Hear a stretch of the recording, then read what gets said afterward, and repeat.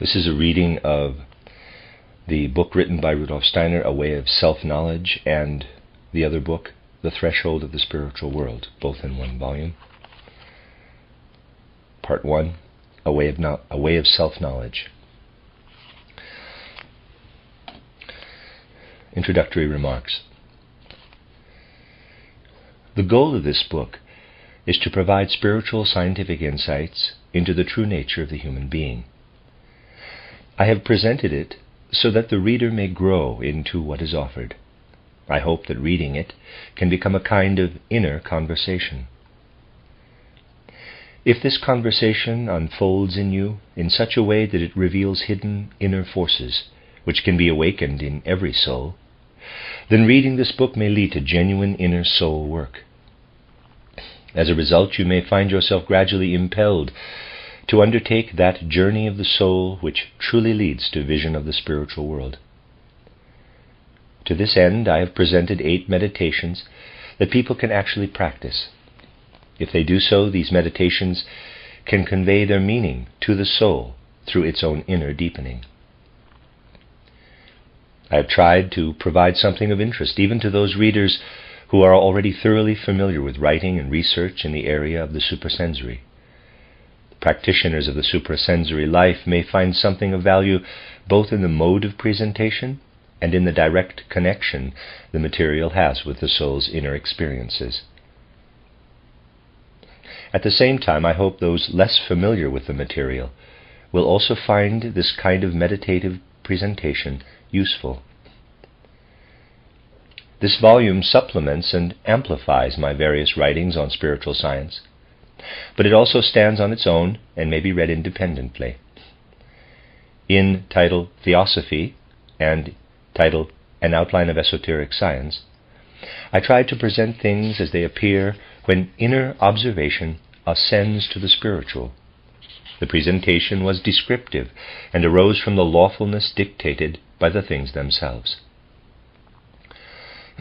In the present book, the procedure is different. Here I tell what a soul can experience when it sets out on the path toward the spirit in a particular way. You may therefore regard the present volume as a quote-unquote report of soul experiences. You should note, however, that if you follow the path I describe, the experiences that you may have must take on an individual form corresponding to the individual nature of your own soul.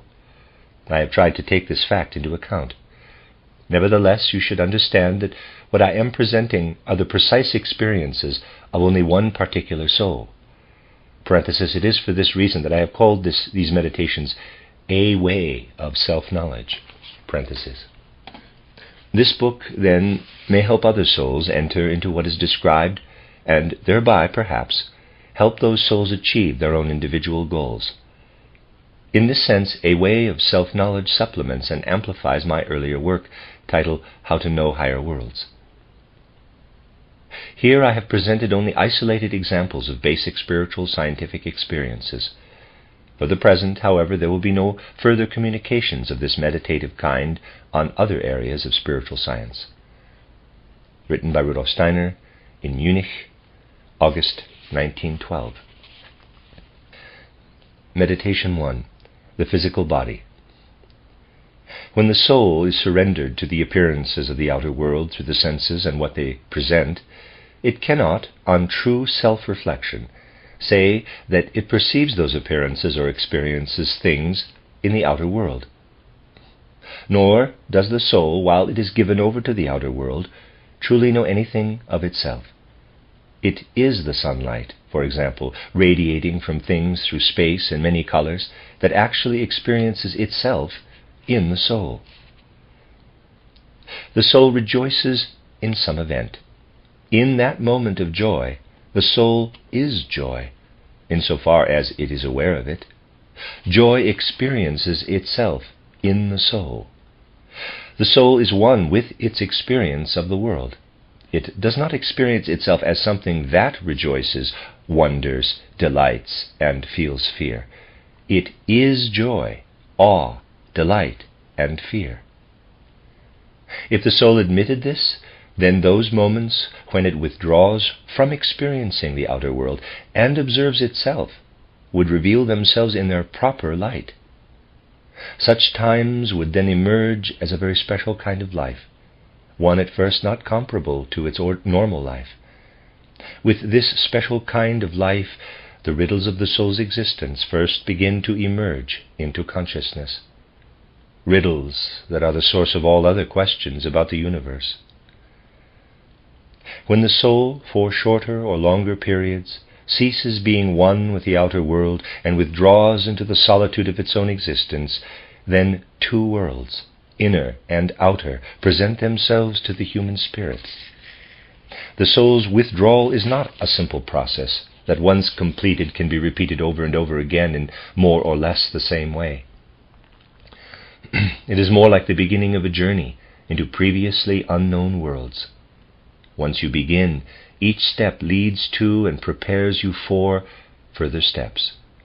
Each step enables you to take the next, and with each step you experience more of the answer to the question, what does it mean to be a human being in the true sense of the word? Worlds that are hidden to the ordinary view of life open to you. And yet that which can reveal the truth of our everyday view of life is to be found only in these hidden worlds. Even though there is no all-encompassing, final answer to our questions, the answers we find through the soul's inner journey go far beyond what our senses and the reason that is bound to them can give us. This something other is what we need as human beings. When we reflect upon ourselves honestly and truthfully, we will notice that this is so. Beginning the soul's journey requires sober thinking. Such thinking provides a sure point of departure for entering deeper into those suprasensory realms that are the soul's ultimate concern. Many souls wish to spare themselves this starting point of thinking. They wish to enter directly into the suprasensory. But a healthy soul, though it may initially seek to avoid it, will always turn toward such thinking. You may indeed have suprasensory experience without this footing, but only through reflections such as those that follow will you gain a sure foundation. For instance, moments can arise when you might say to yourself, quote, "You must be able to withdraw from all that the outer world can give you, otherwise you would be forced to confess to something that you cannot live with, namely that you experience yourself as a contradiction. Consider this. What you perceive outside exists without you. In the past it existed without you, and it will continue to exist without you.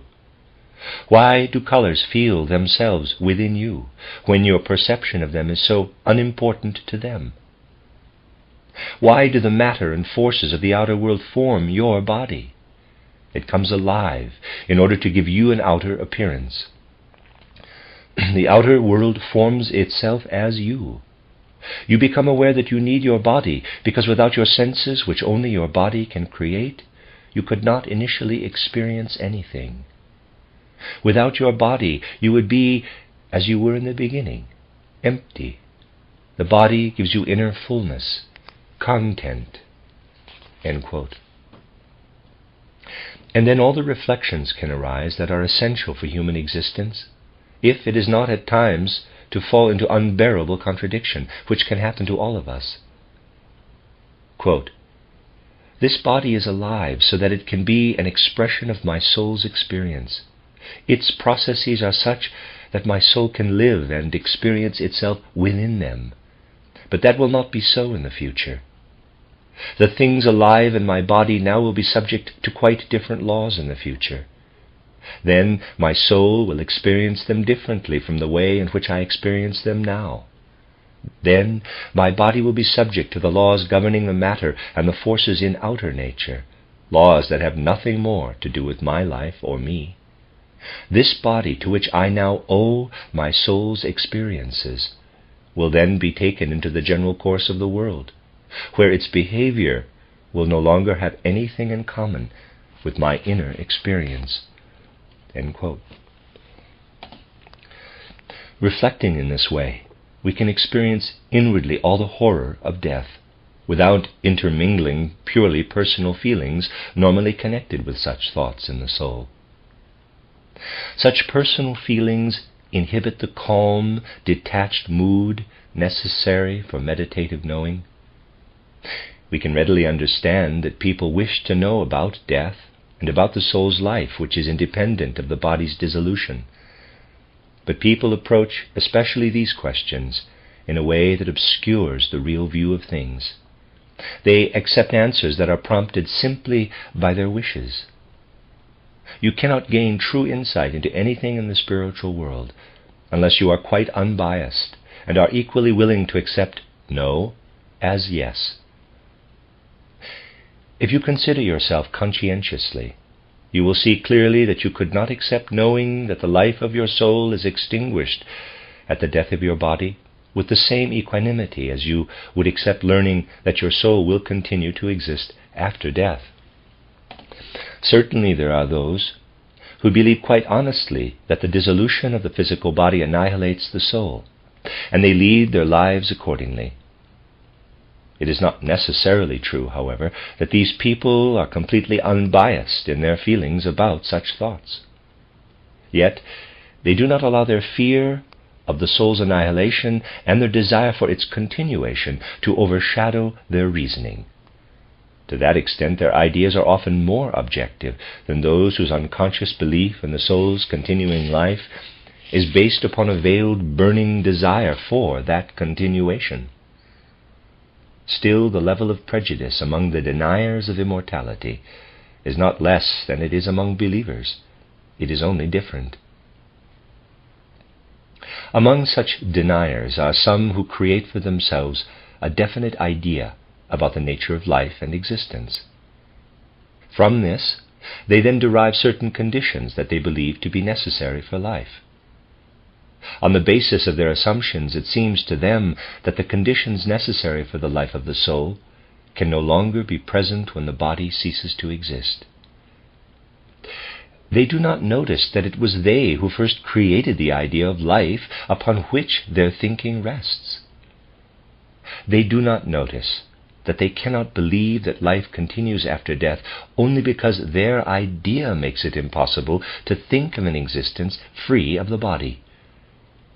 They are prejudiced not by their desires, but by ideas from which they cannot free themselves. Many prejudices exist in this area, only a few examples of which follow.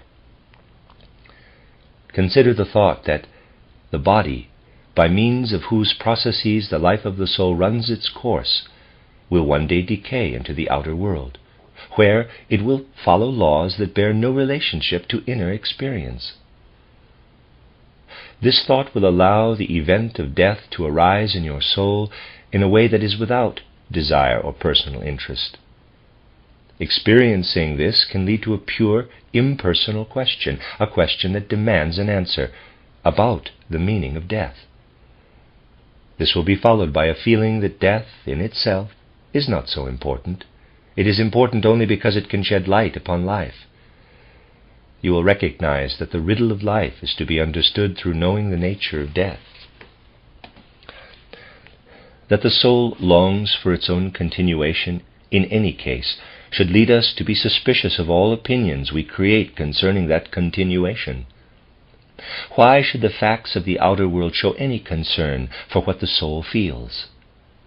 If you believe that like a flame your soul life will flare up and die away when the fuel of your body is consumed, you could well feel yourself to be quite senseless. From that point of view, a soul could certainly see itself as meaningless. When the soul turns toward the body, it should reckon with only what the body can reveal.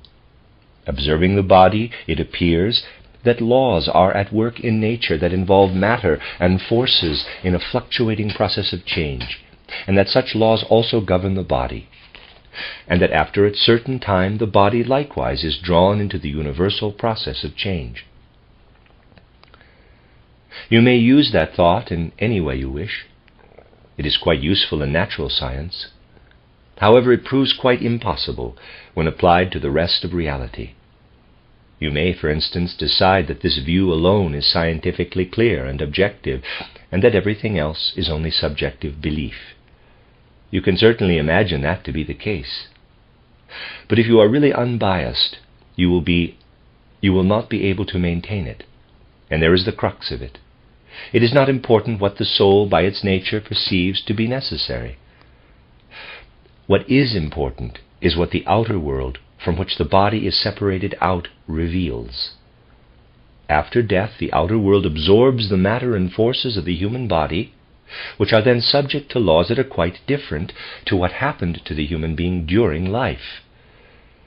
Such physical and chemical laws do not relate to the physical body any differently than they relate to any other lifeless thing in the outer world. Therefore, one cannot but conclude that this indifferent relationship of the outer world to the human body arises not only after death, but actually exists throughout human life. You cannot get any idea from physical life of the part played by the sensory world in the human body. You can understand it only if you realize something along these lines. Quote, "The world that I perceive now treats everything within me, everything that bears my senses and mediates the processes through which my soul lives, as I believe it will when I die." End quote. Thinking in this way takes into account that a time will come when you will no longer be as you now experience yourself. When truly faced with reality, no other picture of the relationship between the sensory outer world and the human body is tenable. The idea that the real participation of the outer world in the human body occurs only after death does not conflict with what we genuinely experience in the inner and outer worlds. The soul experiences nothing unbearable in the thought that the body's substances and forces decay according to the processes of the outer world that have nothing to do with the soul's own life. Even when completely and impartially dedicated to life, the soul cannot discover in its depths any desire arising from the body that would cause it to feel uncomfortable with the thought of the body's dissolution after death. The situation becomes unbearable only if we think that the substances and forces that return to the outer world take the enlivening soul with them. Such an idea would be as unbearable as any other that does not follow naturally from a commitment to what the outer world reveals. The idea that during our life, the outer world has a quite different relationship to human physical existence than it does after death has been created out of nothing. Reality will always reject it as senseless. On the other hand, the idea that the outer world bears the same relationship to the body during life as it does after death is always healthy. If I think the latter, my soul feels in harmony with what the facts reveal.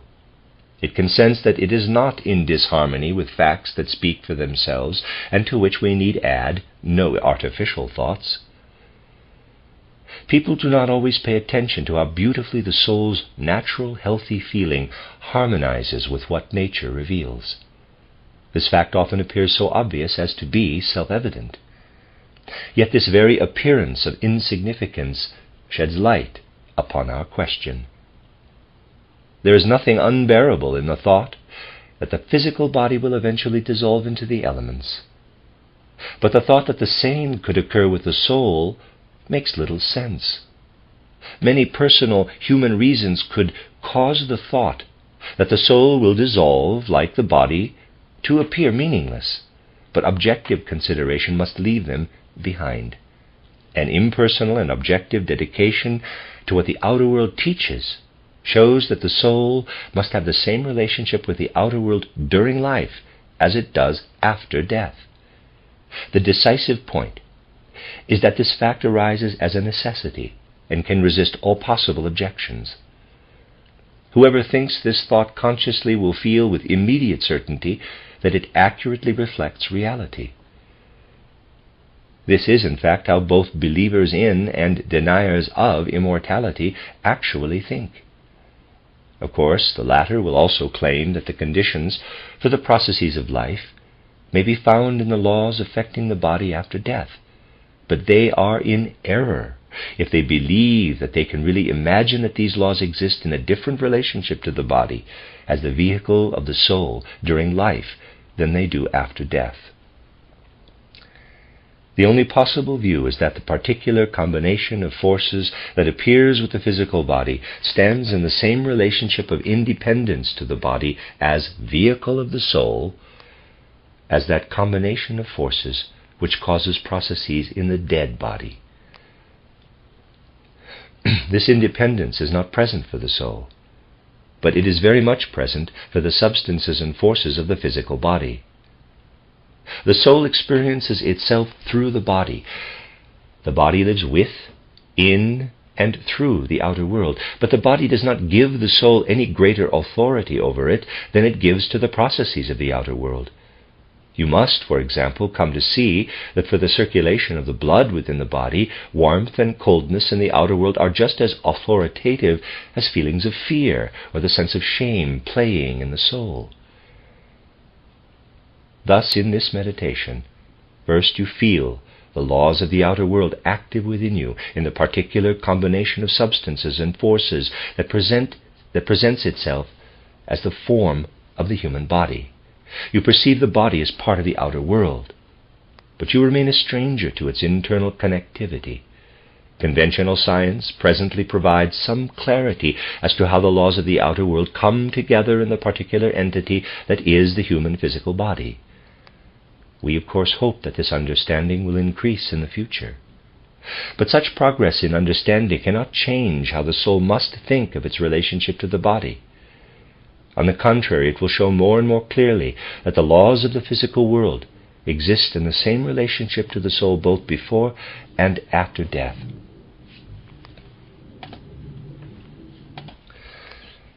To expect that progress in our understanding of nature will lead to our learning more about how physical laws apply to bodily processes as a mediator of soul life is illusion.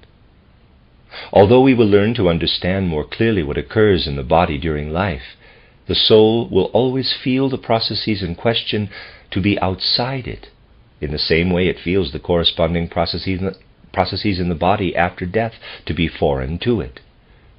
For the soul, the body and the outer world must appear to be a collection of forces and substances existing autonomously and explainable as part of that outer world. Nature lets a plant arise, then dissolves it again. Nature holds sway, too, over the human body. It allows the human body to arise and pass away within its being. Consider nature in this light, and you can forget yourself and everything within you, and feel your body as part of the outer world. If you think in this way about your relationship to yourself and to nature, you will experience for yourself what can be called the physical body. End of Meditation 1. This is a reading of the collected works of Rudolf Штайнер, entitled A Way of Self-Knowledge and The Threshold of the Spiritual World. Collected works titles 16 and 17 in one book. This is Meditation 2, the elemental or etheric body. The idea of the soul that we are forced to create based upon the fact of death can drive us into complete uncertainty regarding our own nature. This happens when we believe that the soul cannot know any world other than the sensory world, and what reason can understand of it. Ordinarily, our soul life directs its attention toward the physical body. It sees this body pass over after death into the continuum of nature, which has nothing to do with how it experienced its own existence before death. True, if we have practiced and made the previous meditation our own, we know that the soul has the same relationship to the physical body during life as it does after death. But this insight takes us no further than the recognition of the inner independence of our own experience up to the moment of death. observation of the outer world shows us what happens after death to the physical body. But we have no comparable observation of the inner experience of what happens after death. In its ordinary state, therefore, the soul cannot see beyond the boundary of death. When a soul cannot form concepts that go beyond the world that absorbs the body after death, then it will not be able to see anything of a soul nature after death, but only empty nothingness. For that to change, the soul must perceive the outer world with some other means than the senses and the mind that is connected to them. These belong to the physical body, and they perish with it. They can never lead further than the result of the first meditation, which consists only of the soul admitting to itself the following, quote, "You are bound to your physical body, and that body is subject to laws of nature, which stand in the same relationship to you as do all other laws of nature. Through them you are a part of the outer world, and the outer world is a part of you, as you see most clearly from what happens to your physical body after death. To live, the outer world gives you senses and reason, which makes it impossible for you to see what happens to your soul's life after death." Unquote. To admit this can lead to one of only two possible results. Either you suppress all further investigation of the riddle of the soul and give up hope of such understanding, or you make the effort to attain through inner experience that understanding which the outer world denies you. Such efforts can make your inner experience stronger and more powerful than what is given in ordinary existence. In ordinary life, our inner experience, our life of feeling and thought, has a certain intensity and strength. For example, usually you hold a thought only as long as there is an inner or an outer reason to do so. However, if you wish, you may pick one thought arbitrarily out of the great number available to you, and without any further incentive, choose to think through that thought repeatedly.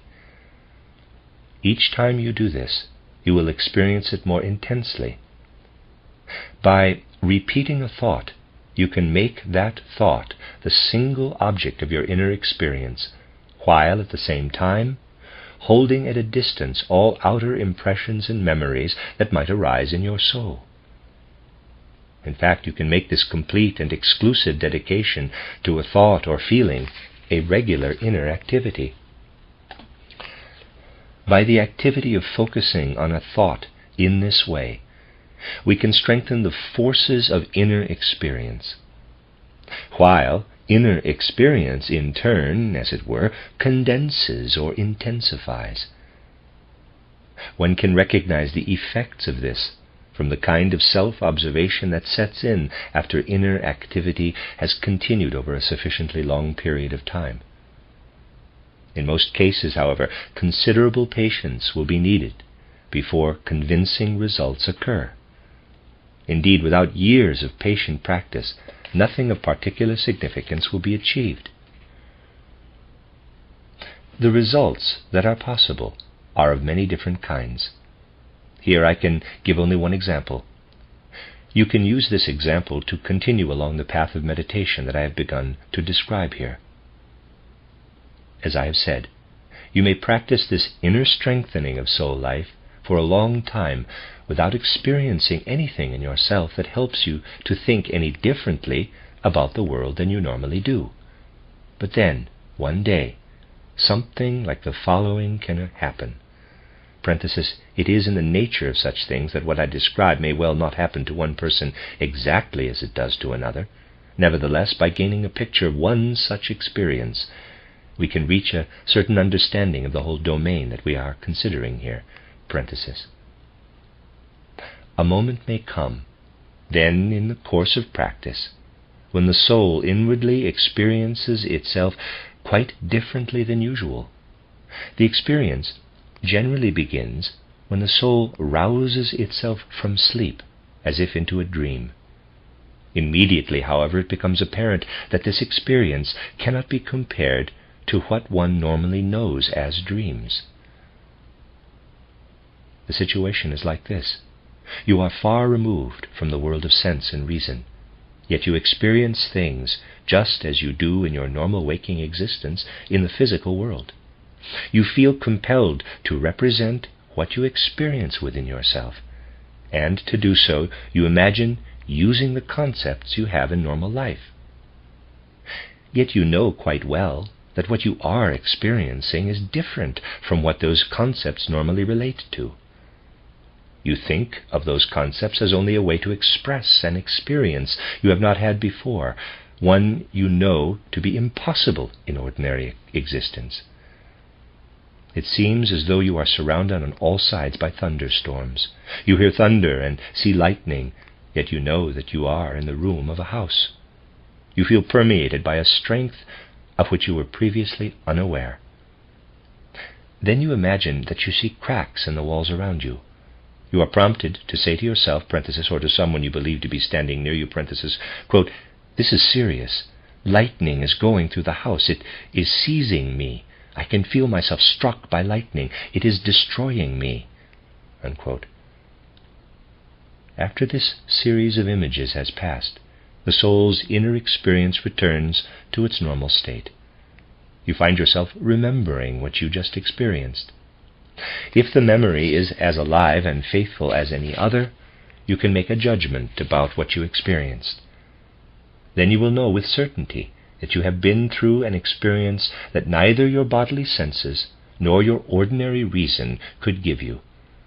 You will feel that your description of the experience, for yourself or for another, was only a way of expressing or communicating the experience, and that it had nothing in common with the actual experience. You will know that for such an experience your senses are unnecessary. Those who speak of hidden activity by the senses or the brain do not understand the true nature of such experiences as the above. They are simply attached to the description, to the talk of thunder, lightning, and cracks in the wall. Therefore they do not believe that the soul experienced anything other than an echo of normal existence. They think that what was experienced was only a vision, in the pejorative sense of the word. Such people cannot think otherwise. They fail to take into account that the use of words such as thunder, lightning, and crack in the wall is only an attempt to portray the experience, and that it should not be confused with the experience itself. It is true, of course, that to the experiencer these images appear as if they were actually perceived. Yet the person does not relate to the appearance of lightning as he or she normally would to lightning that is seen through the eyes. The vision of lightning, in a sense, is something that is spread out over the true experience. Through the lightning, the person actually sees something quite different, something that cannot be experienced in the outer world of the senses. To judge such experiences correctly, a soul that has had such an experience must be able to relate to the outer world in a completely healthy way after the experience is over. You must be able to compare the special experience with normal experiences in the outer world. Those who tend in ordinary life to be swept away by manifold enthusiasms are ill-suited to arrive at a correct understanding. The healthier, we might even say the more sober, our sense for reality, for what is real, the better prepared we shall be to assess the truth and value of such experiences.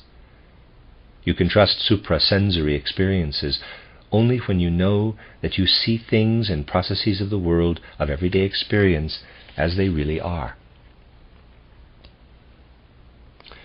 When you have fulfilled all the necessary conditions for strengthening the soul, and have ascertained that you have not been deceived by a mere illusion, then you will know that you experienced something for which the body did not act as the medium of perception. You will know that your observation occurred directly through the strengthened soul, without intervention of the body. Thus you will have gained the idea of experience outside your body. Clearly in this area, one can define the differences between dream or illusion and true out-of-body observation only by reference to the realm of outer sensory perception. Take, for instance, a person who has a very lively imagination when it comes to taste, and who, by merely thinking about lemonade, feels similar to how he or she feels when actually drinking it. The living context of the whole, however, reveals the difference between the two experiences. It is the same with out-of-the-body experiences. To reach complete conviction in this area, you must be able to live into experiences in a completely healthy way. You must acquire the capacity to observe the various parts and interconnections so that you can correct one through the other. By means of an experience such as I have described, you can gain the ability to observe what belongs to your own self without using senses and reason. You will then not only know something different about the world than your bodily instruments permit you to know, but you will also know differently. This is particularly important. A soul that passes through an inner transformation comes to recognize more and more that it cannot solve the suffocating questions of existence in the ordinary world of the senses, because the senses and reason cannot penetrate deeply enough into that world. By experiencing things outside the physical body, souls that undergo such a transformation can penetrate more deeply into the world.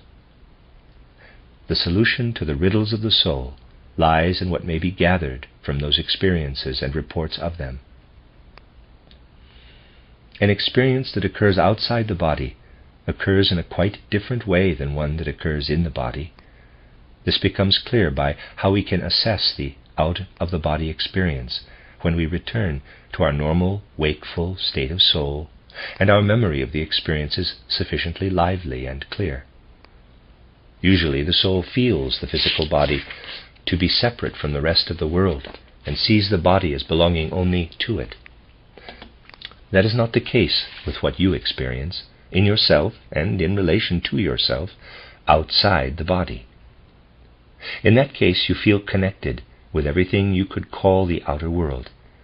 You feel connected with everything in your surroundings in the same way that you normally feel connected to your hand. In the inner soul world, you no longer feel indifference toward the outer world. You feel yourself grown together, completely interwoven with what you might call, quote-unquote, the world. The effects of the world pass perceptibly through your being. There is no sharp boundary between the inner and outer worlds. The whole surrounding environment belongs to the observing soul, just as the physical head and hands both belong to the physical body. Nevertheless, just as you can speak of the head as being distinct from the hands and feet, you can still speak of a piece of that outer world as belonging more to you than the remainder of your surroundings. The soul calls a piece of the sensory outer world the physical body. A soul able to experience outside the physical body may further consider a part of the non-sensory outer world as also belonging to it. If you push forward and observe that area accessible beyond the sensory world, you will be able to speak of a body that belongs to you that is imperceptible to the senses. What we can call that body the elemental or etheric body. Just as simple reflection upon the relationship of the human being to the outer world of nature results in an idea of the physical body, so the soul's journey into areas that can be beheld outside the sensory body leads to a recognition of an elemental or etheric or formative force body. The end of Meditation 2. This is a reading of A Way of Self-Knowledge by Rudolf Штайнер, Collected Works, Written Work, Volume 16 in the Collected Works. Meditation 3, Clairvoyant Cognition of the Elemental World. When you perceive phenomena through the elemental body rather than through the physical body, you experience a world unknown to sensory perception and ordinary rational thinking. To compare this world with something that is part of ordinary experience, consider the world of memory images. Like memories, the elemental body's suprasensory experiences rise up from the depths of the soul. In the case of memories, the soul knows that they relate to earlier experiences in the sensory world. Suprasensory images also refer to a world. Like memory images, they present themselves as something that we cannot dismiss as simple fantasy. They are wrested from inner soul experiences, and at the same time reveal themselves as inner experiences that relate to something outer, in quotes. By means of memory images, something that we previously experienced becomes present in our soul. Through suprasensory images, likewise, what exists sometime or somewhere in the suprasensory world becomes inner soul experience. The very nature of these experiences is such that we can look upon them as communications from a suprasensory world unfolding within us. How far you are able to take suprasensory experience along these lines depends upon how energetically you pursue the strengthening of your soul life. It makes no difference whether you receive the idea that plants are more than what you see in the sensory world, or you receive a similar idea about the whole earth. Both belong to the same realm of suprasensory experience. If, having acquired the capacity to perceive outside your sensory body, you observe a plant, you will then perceive, in addition to what your senses show you, a subtle form that permeates the whole plant. This form will present itself to you as a force being, and you will come to see this force being as that which forms the plant out of the substance and forces of the sensory world and causes the circulation of the sap. To use a workable analogy, though not a particularly accurate one, you could say that just as your soul raises your arms, something in the plant circulates the sap. You see something, quote-unquote, inner in the plant, and you feel that this inner nature of the plant has a certain independence in relation to what your senses see in the plant. You also feel that this inner plant nature must exist prior to the sensory perceptible plant. From this point of view, you observe how a plant grows and wilts, how seeds sprout, and how out of them new plants form. The suprasensory form, quote-unquote, force form, is strongest in the observation of a plant seed. In a seed, the sensible component is rather simple and inconspicuous, but the suprasensory component is complex, embracing everything that from the suprasensory world collaborates in the structure and growth of the plant. Suprasensory observation of the whole earth, likewise, reveals a force being that you can know with certainty existed before anything sensory arose upon the earth. This enables you to experience the presence of the suprasensory forces that collaborated in the formation of the earth in ancient times. What we thus experience with regard to plants or to the earth may indifferently be called their etheric, elemental, essential being or body, just as we may call the body through which we perceive when out of the body our elemental or etheric body. As soon as we begin to develop faculties of suprasensory observation, we will begin to be able to see in the things and processes of the sensory world, in addition to the sensible characteristics that we perceive with our normal senses, certain elemental essential beings. We will then speak of the etheric body of plants or of the earth, but that kind of elemental being is certainly not the only suprasensory being that we can experience in this way. Having recognized that the etheric body of a plant forms the matter and forces of the sensory world and unfolds itself in a sensory body, we will also be in a position to observe beings that have an elemental existence without unfolding in a sensory body. In other words, for the observer of the suprasensory, they are purely elemental beings.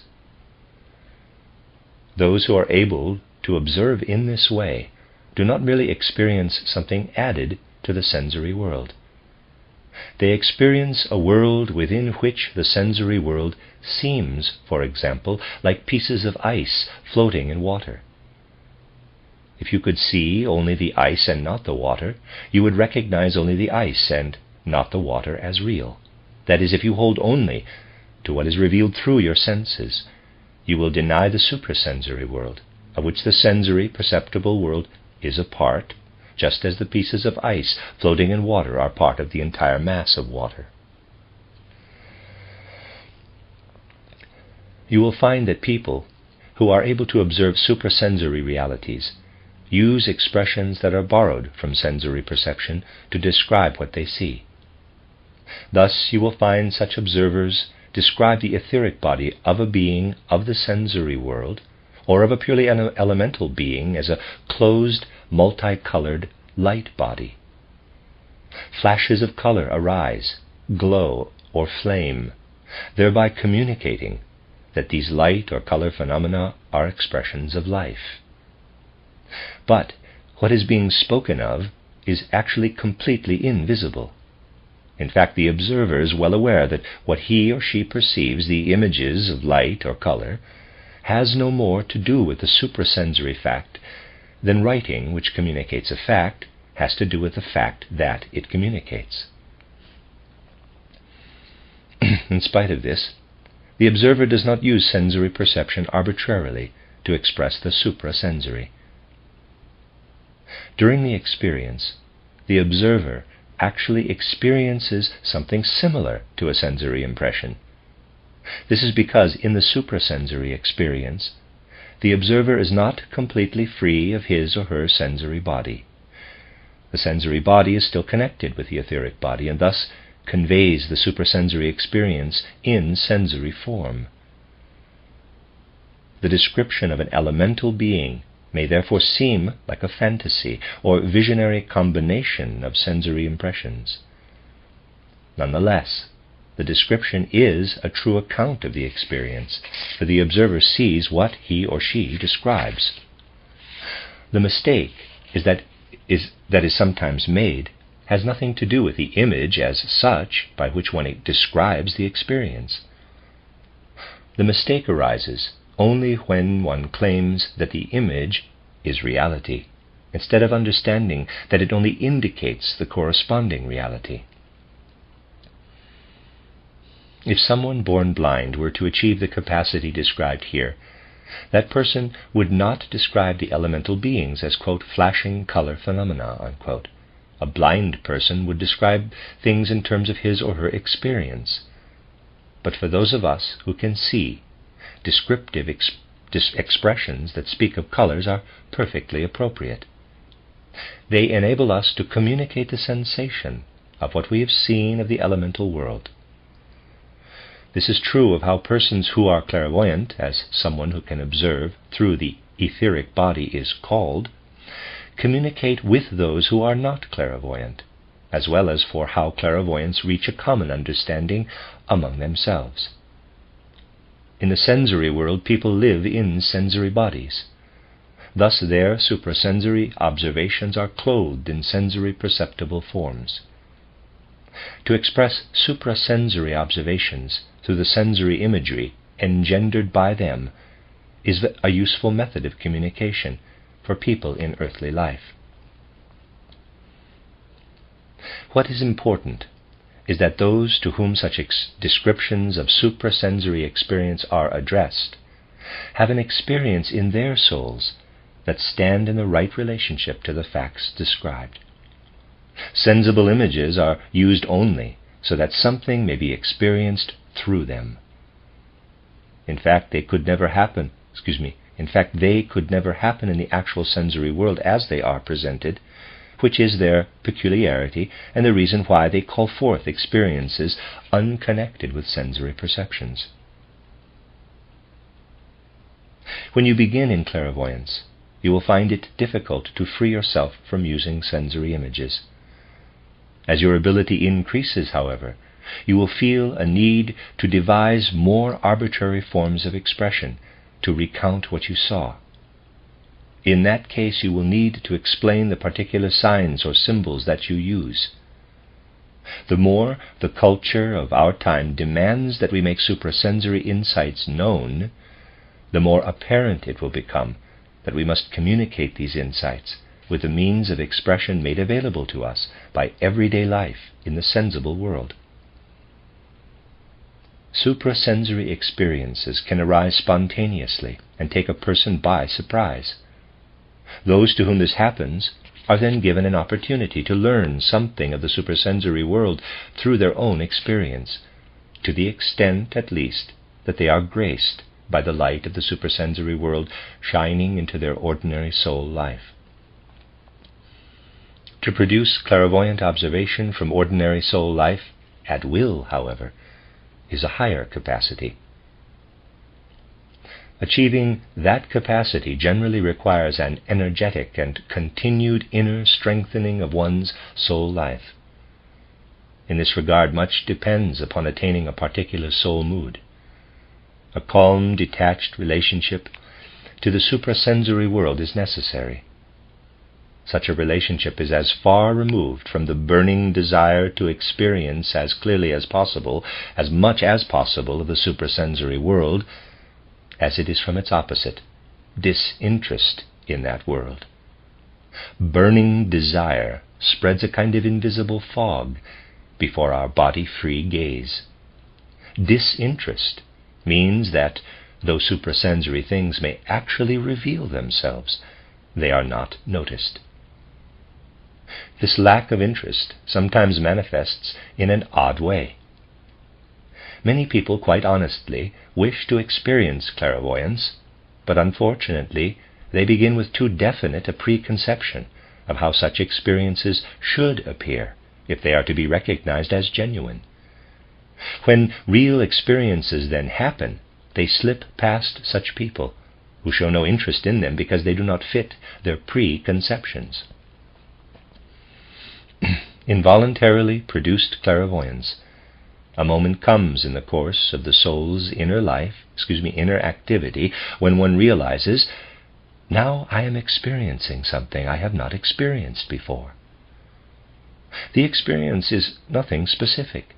It is more of a general feeling that you are neither in the dualistic sensory outer world, nor within yourself, as you are during ordinary soul life. Inner and outer experience flow together into a state of consciousness previously unknown to you, a state you know you could not have had through ordinary sensory experience of the outer world of the senses, nor in ordinary feelings and memories. As you experience this state, you notice next something pushing into it from a hitherto unknown world. But you cannot create a picture of this unknown thing. You experience it, but you cannot represent it. You also have the feeling that the physical, sensible body acts as an obstacle to representing that which is pushing its way into your soul. But if you now continue your inner soul exertion, after a time you will feel that you have overcome the resistance of your body. Your physical apparatus for understanding was, until then, capable of creating only ideas connected with sensory experiences.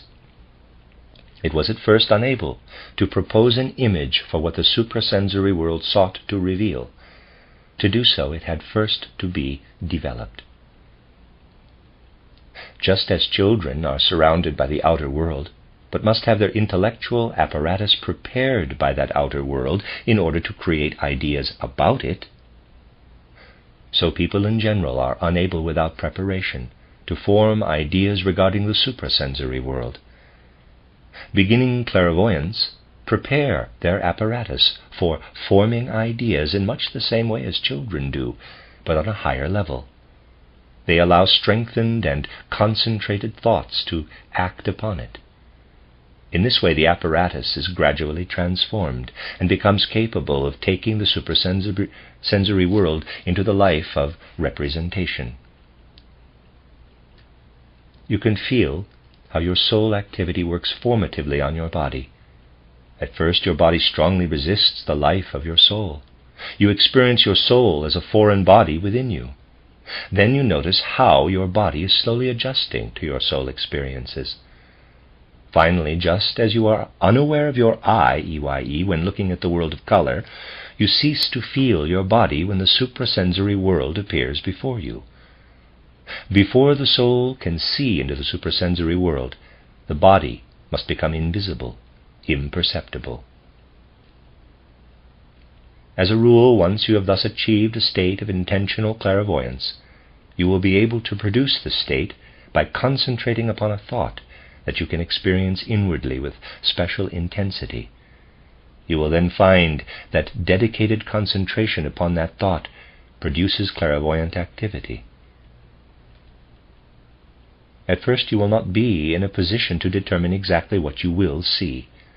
Suprasensory phenomena and processes that you are quite unprepared for and therefore have no desire to produce will play into your soul. Nevertheless, with further inner strengthening, you will be able to direct your spiritual gaze to things you intend to see. Just as you can recall a forgotten experience by bringing forth in your soul something related to what you have forgotten, so as a clairvoyant you can begin with an experience that you have reason to believe is related to what you seek. If you concentrate intensely upon the known experience, after a shorter or longer period, what you wish to experience will often appear. In general, you should be aware that calmly waiting for the favorable moment is of the greatest value for the clairvoyant. You should never try to force anything. When the desired experience does not happen, it is best to wait and try again another time. The human cognitive apparatus requires a calm ripening for particular experiences. Whoever lacks the patience to wait for such a ripening will have flawed or imprecise observations. The end of Meditation 3. This is a reading of the book by Rudolf Штайнер, A Way of Self-Knowledge and the Threshold of the Spiritual World. This is Meditation 4, The Guardian of the Threshold. Once you are capable of out-of-the-body observation, certain difficulties may enter into your feeling life. You find yourself forced into a quite different relationship with yourself than you had before. In ordinary experience, the world of the senses stands over against your soul in such a way that your soul regards the sensory world as outer and considers the experience of inwardness as its own property. But you cannot relate to the suprasensory outer world or environment as you relate to the sensible outer world. As soon as the soul perceives the suprasensory outer world, it flows together with it. The soul can no longer think of itself as separated from the suprasensory world in the way that we feel separate from the sensory world. In relation to the suprasensory environment, everything that the soul might call its own inner world takes on a certain character that at first is difficult to reconcile with the idea of inner life.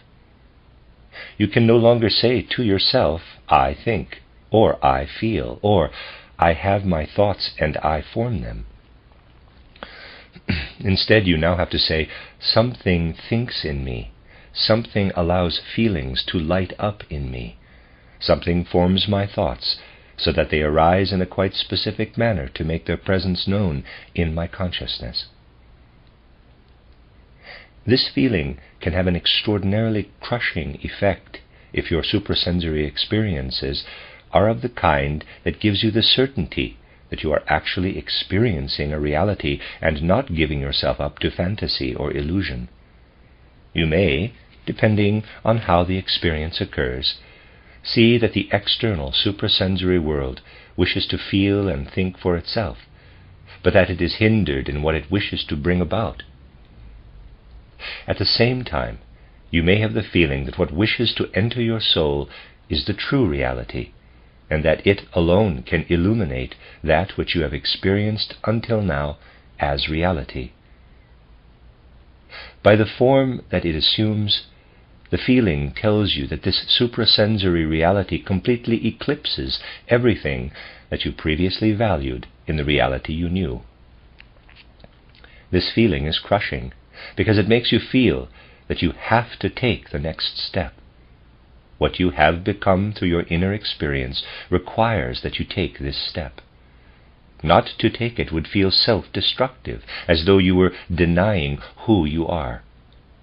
At the same time, you feel that you cannot take the step, or if you did attempt to do so, it would remain incomplete.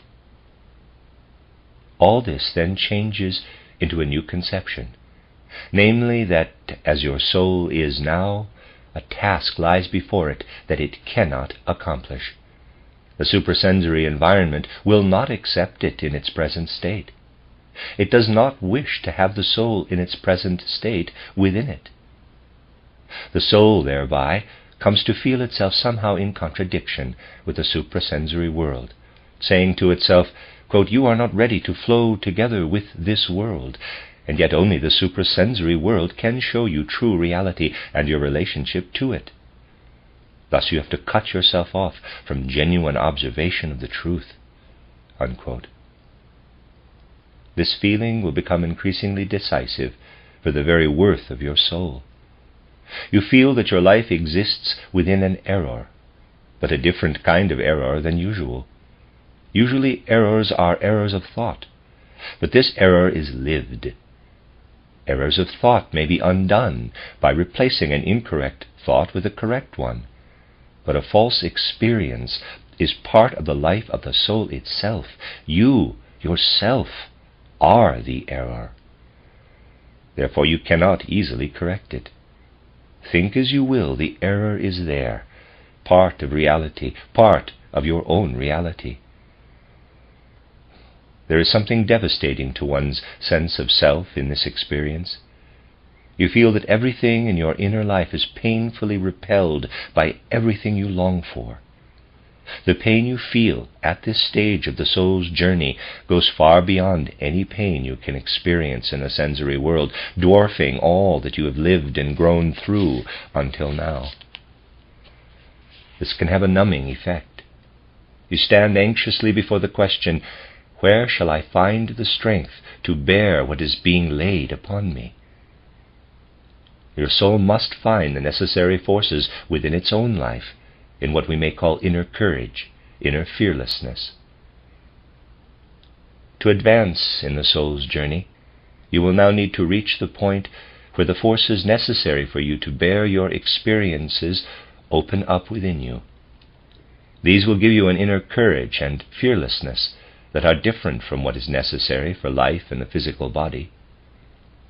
This kind of strength comes only from true self-knowledge. Indeed, at this stage of development, you will recognize how little you really knew about yourself before.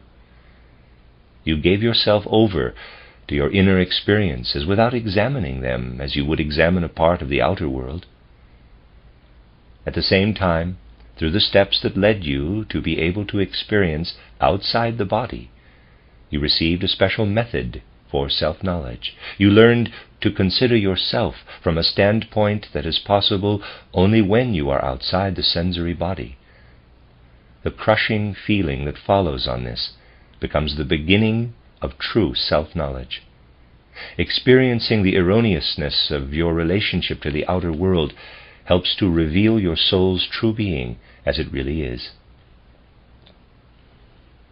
It lies in the nature of the human soul that such insight into itself is painful. You have to have experienced that anguish for yourself before you can understand how strong the natural desire is to see yourself as having value and meaning just as you are. It may seem like a hard fact to bear, but it is the case. You must learn to face freely the ugliness of your own self.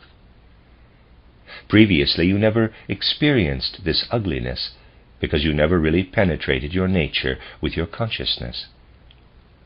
Only in such moments do you notice how much you loved what you now perceive as ugly. The power of self-love thus reveals itself in its full magnitude. At the same time, you recognize how little you are inclined to renounce self-love. The difficulties that your own soul's characteristics already provide in your ordinary life and relationships seem great enough. Through true self-knowledge, for example, you experience that while you thought your feelings toward someone were friendly, in the depths of your soul you were actually nursing a hidden jealousy or hatred. You know that such unexpressed feelings will come to light one day. You know, too, that it would be quite superficial to say to yourself, quote, "Now that I know that this is the case, all I have to do is eradicate my jealousy and hatred," unquote. But you will soon discover that such thoughts prove very weak when the urge to satisfy your hatred or express your jealousy breaks from your soul with all the power of a natural force. Such moments of self-recognition come to each of us according to the constitution of our individual soul. They occur in conjunction with experiences beyond the body, because then one has true insight into oneself and is no longer confused by the desire to see oneself in the particular way one wants to be seen. Such insights into oneself are painful and crushing, but those who wish to gain the capacity to experience outside the body cannot avoid them. They have to happen, because those who walk this path must assume a special relationship with their own souls. Such self-understanding of universal human nature requires the greatest strength of soul. Observe yourself from a standpoint that until now has been outside your soul life. Say to yourself, quote, "I have viewed and judged the things and processes of the world according to my human nature. I am now trying to imagine that I no longer see or judge things that way. But if I were to no longer see or judge things as I always have, I would certainly not be who I am. I would have no inner experiences. In fact, I would be nothing." Unquote. It is not just people who think only about the world and the everyday affairs of life who would have to admit that they are nothing. Scientists and philosophers would have to admit the same. After all, philosophy, too, considers and judges the world only according to the characteristics of the human soul. But such a way of judging cannot merge with the suprasensory outer world. It will be rejected by it. This is why all that one was previously is rejected. Let me read that again. This is why all that one was previously is rejected. To enter the suprasensory world, you must look back at your whole soul, your capital I, as something to be cast aside. Until you enter the suprasensory world, however, you cannot avoid taking this I to be your true nature. Your soul must see the true human essence in this I. You say to yourself, "Through this I of mine, I must make ideas about the world. If I lose this I shall lose myself as a being." Your soul's strongest desire is always to guard the I, for it does not wish to lose the ground from under its feet. But as soon as you enter the suprasensory outer world, your soul will no longer feel what it feels in ordinary life. Your soul must step across a threshold, leaving behind not just this or that treasured possession, but its very own being. It must be able to say that it now sees that what it once valued as its most powerful truth may, on the other side of the threshold of the suprasensory world, appear as the greatest error.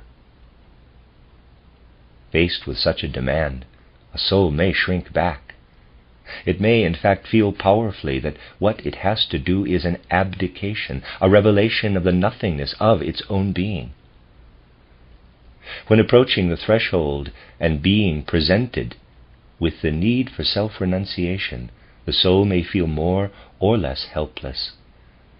This experience can take many forms. The approach to the threshold can happen quite instinctively, and to people who think and act through their senses, the experience may appear very differently from what it really is. For example, it may feel like a deep aversion toward all suprasensory truth. In such a case, people might, for instance, consider their experience to be just dreams or fantasies, simply because, unknown to them, they harbor in the depths of their souls a fear of those truths. Such people may feel they can live only with what the senses and reason reveal. They therefore avoid approaching the threshold of the suprasensory world. They may cover up that avoidance by saying, for instance, that rational thinking and science cannot support the truth of what is beyond that threshold. The truth, however, is that such people love rational thinking and science as they know them, because this rational thinking and science are so strongly connected to their I. This is a very common form of self-love, something that we cannot take into the suprasensory world. A different situation may arise when someone does not stop instinctively at the threshold. He or she might approach the threshold quite consciously and then turn back, fearful of what lies ahead. Such a person will not easily efface the effects that approaching the threshold has upon normal soul life. These effects will lead to a feeling of powerlessness that then spreads throughout the entirety of the soul. The proper approach is for people to prepare in such a way that upon entering the suprasensory world, they can set aside what in ordinary life they feel most strongly to be the truth, and thus be able to perceive and judge things differently. But one must also understand that in resuming one's customary relationship to the sensory world, one has to use the feelings and way of reasoning that are valid for that world. One must learn not only to live in two worlds, but also to live in them in two quite different ways. A person must not allow his or her healthy power of judgment in the world of sense and reason to be adversely affected just because a very different way of judging must be used in the other world. Such flexibility challenges human nature. It is achieved only through continual, energetic, and patient strengthening of the soul. Those who have experienced the threshold feel that it is a blessing for the normal human soul not to reach that threshold. The feelings that arise in them are such that they cannot but attribute the fact that most people do not approach the threshold to a benevolent power, a being who shields us from experiencing the danger and terror of self-annihilation on the threshold. Behind the outer world, given to us in daily life, lies another world. A powerful guardian stands at the threshold to ensure that people experience nothing of the laws of the suprasensory world. For doubt and uncertainty about that world are more easily borne than the sight of what we must leave behind if we wish to enter it. Until we ourselves approach the threshold, however, we are protected from those experiences. Even though we may hear accounts of them from those who have approached or stepped over the threshold, we remain protected. In fact, such accounts can serve us well when we do approach the threshold. In this case, as in many others, it is better to undertake something when you already have an idea of what awaits you than to approach it without that knowledge. But what a traveler in the suprasensory world can gain in self-knowledge remains unchanged by such prior knowledge. Therefore, the assertion by clairvoyants, or those intimate with clairvoyance, that we should not speak of such things to those who have not resolved to enter the suprasensory world is not true. We now live in a time when we must become increasingly familiar with the nature of the suprasensory world if our soul lives are to be adequate to meet life's demands. The spreading of suprasensory insights, along with knowledge of the guardian of the threshold, is one of the tasks humanity must undertake now and in the future. The end of Meditation 4. This is a reading of the book by Rudolf Штайнер entitled A Way of Self-Knowledge, and the threshold of the spiritual world. This is meditation 5, the astral body. When one experiences a suprasensory outer world through the elemental body, one is less closed off from that world than one is from one's physical surroundings when one experiences them through the sensory body. At the same time, just as one bears the matter and forces of the physical outer body in one's physical body, it could be said that one's relationship to this suprasensory outer world is such that one unites with oneself certain substances of the elemental world to form an elemental body. You will notice that this is so when outside your sensory body you try to find your way about in the suprasensory world. Suppose some phenomenon of the suprasensory world, some thing or being, lies before you. It is there, you can see it, but you do not know what it is. If you are strong enough, you can drive it away. But you can do this only if you transfer yourself back into the sensory world by vigorously concentrating upon your experience there. You cannot remain within the suprasensory world while comparing the phenomena you see there with others. And yet it is only through comparison that you can discover the meaning of what you have seen. Vision in the suprasensory world is thus limited to simple perceptions of individual things. It cannot freely move from one thing to another. You feel yourself held fast to the particular thing. You may seek the source of that limitation, but you will find it only after further inner development has strengthened your soul. There then comes a moment, a particular instance, when the limitation is no longer there. Then you realize that the reason you cannot move freely from one thing to another lies in your own soul. You recognize that beholding the suprasensory world is different from seeing in the sensible world. In the sensible world, if your eyes are working properly, you can see anything visible there. If you see one thing, you can see another. But this is not the case in the suprasensory world. You develop an organ of suprasensory observation in the elemental body in order to experience a particular suprasensory fact. But if you wish to see something else, you must first develop the organ for that. The development of such suprasensory organs of perception feels like the awakening of an organ to a specific aspect of the suprasensory world. You will feel that in relationship to the suprasensory world, the elemental body is, as it were, in a state of sleep, as if it had woken up anew to see each particular suprasensory thing. We really can speak of a sleeping and waking in the elemental world. Sleeping and waking are not, however, alternating states in the elemental world as they are in the sensory world. Both are present to us at the same time. As long as we have not achieved the capacity to experience something through the elemental body, this body is asleep. It is always with us, but it is sleeping. It begins to awaken when we strengthen our soul life. At first, however, only a part of the body awakens. Then the more we awaken our elemental nature, the deeper we live into the elemental world. The elemental world cannot help the soul in this awakening. It does not matter how much you behold. Nothing you behold offers you any help in seeing anything else. In fact, there is nothing in the elemental environment that can help the soul achieve free movement in the suprasensory. Nevertheless, if you continue the exercises to strengthen your soul, you will increasingly achieve this mobility in certain areas.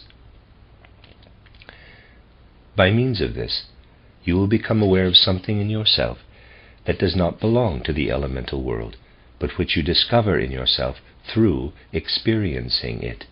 Namely, you realize you are a distinct being in the suprasensory world, a kind of guide or master for your elemental body, who gradually awakens that body to suprasensory consciousness. When you arrive at that point, a frightful feeling of loneliness overcomes the soul. You see yourself in a world that is elemental on all sides, and within those endless elemental expanses, you see yourself as the only being that cannot find another like it anywhere. It cannot be stated categorically that every path of development toward clairvoyance will lead to this terrible loneliness. But those whose path it is to consciously strengthen their souls through their own power will come to that point. Those too who follow a teacher who gives step-by-step directions so that they may advance in their development will certainly realize one day, it may come sooner or later, that the teacher has left them to themselves.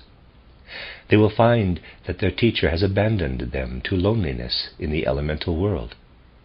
Later, however, they will recognize that the teacher dealt wisely with them and had to turn them over to themselves when the necessity for such independence arose. At this stage in the soul's journey, you will see yourself as an exile, abandoned in the elemental world. You can move forward, however, if through inner exercises you have achieved sufficient soul strength. You will then begin to see a new world emerge, not in the elemental world, but in yourself. This world is different, both from the sensory world and the elemental world. Thus, to the first suprasensory world, the elemental or etheric world, we add a second. At first, this second suprasensory world is wholly an inner world. You will feel that you carry it within yourself, and that you are alone with it. To compare this state with something in the sensory world, consider the following. Suppose all our relatives died, and we carried in our souls only our memories of our loved ones. For us, our beloved would live on only as thoughts. That is how it is in the second suprasensory world. You know that you carry it within you, but at the same time you know that you are shut out of its reality. But the reality of this second suprasensory world that lives in the soul is quite different from the reality we experience as mere memory images in the sensory world. This new suprasensory world lives its own independent existence in our soul, in your soul. Everything in that world wants to leave the soul and wants to move toward something else. You feel a world within the soul, but one that does not wish to stay there. This makes you feel as if each particular thing in that world were tearing you apart. You might even have the experience of these particulars setting themselves free, as it were, ripping through something like the outer garments of your soul, fleeing it. You will feel the poorer for all that was torn in this way from your soul. At this point you learn that anything suprasensory in your soul that you love for its own sake, and not simply because it lives in your soul, behaves in a specific way. What you love for its own sake, for what it is, will not flee your soul. It will, of course, push out of the soul, but it will take your soul with it, so to speak. This suprasensory content will lead the soul to where the suprasensory lives in its own reality. Whereas previously you carried only a kind of copy of that suprasensory essence within you, now a kind of union with the true nature of the real essence takes place. The love I refer to here must be the kind that can be experienced in the suprasensory world. In the sensory world you can only prepare yourself for this kind of love. You do so by strengthening your capacity to love in this world. The stronger the love you are capable of in the sensory world, the more that capacity remains with you in the suprasensory world. The connection between this capacity and the particulars of the suprasensory world is such that you can, for instance, reach the true suprasensory beings that are in connection with the plants in the sensory world only when you love the plants in the sensory world. Here, an error can easily arise. A person may pass by plants in the sensory world quite without love, and yet that person's soul may conceal an unconscious inclination toward the plant world. In that case, this love can awaken when he or she enters the suprasensory world. Union with beings in the suprasensory world can depend upon soul characteristics other than love, such as respect or awe.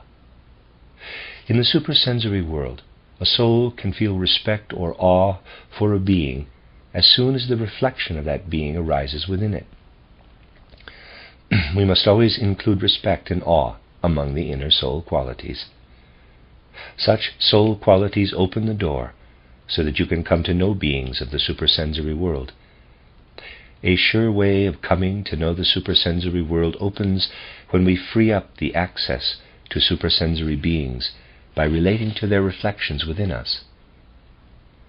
In the sensory world, you love a being after you have come to know it. In the second suprasensory world, you learn to love a being's image before encountering that being's reality, because the image appears before the meeting with the being. What the soul comes to know in this way is not the elemental body, but rather the awakener of the elemental body. A being exists within your soul that you experience as you would experience yourself if during sleep you were not unconscious, but felt yourself conscious outside your physical body, and upon awakening felt yourself to be the awakener. Thus the soul learns of the presence of a third nature within it that is apart from the physical and elemental bodies. We call this third nature the astral body, meaning by this, for the moment, nothing more than what lives within the soul's being as we have described above.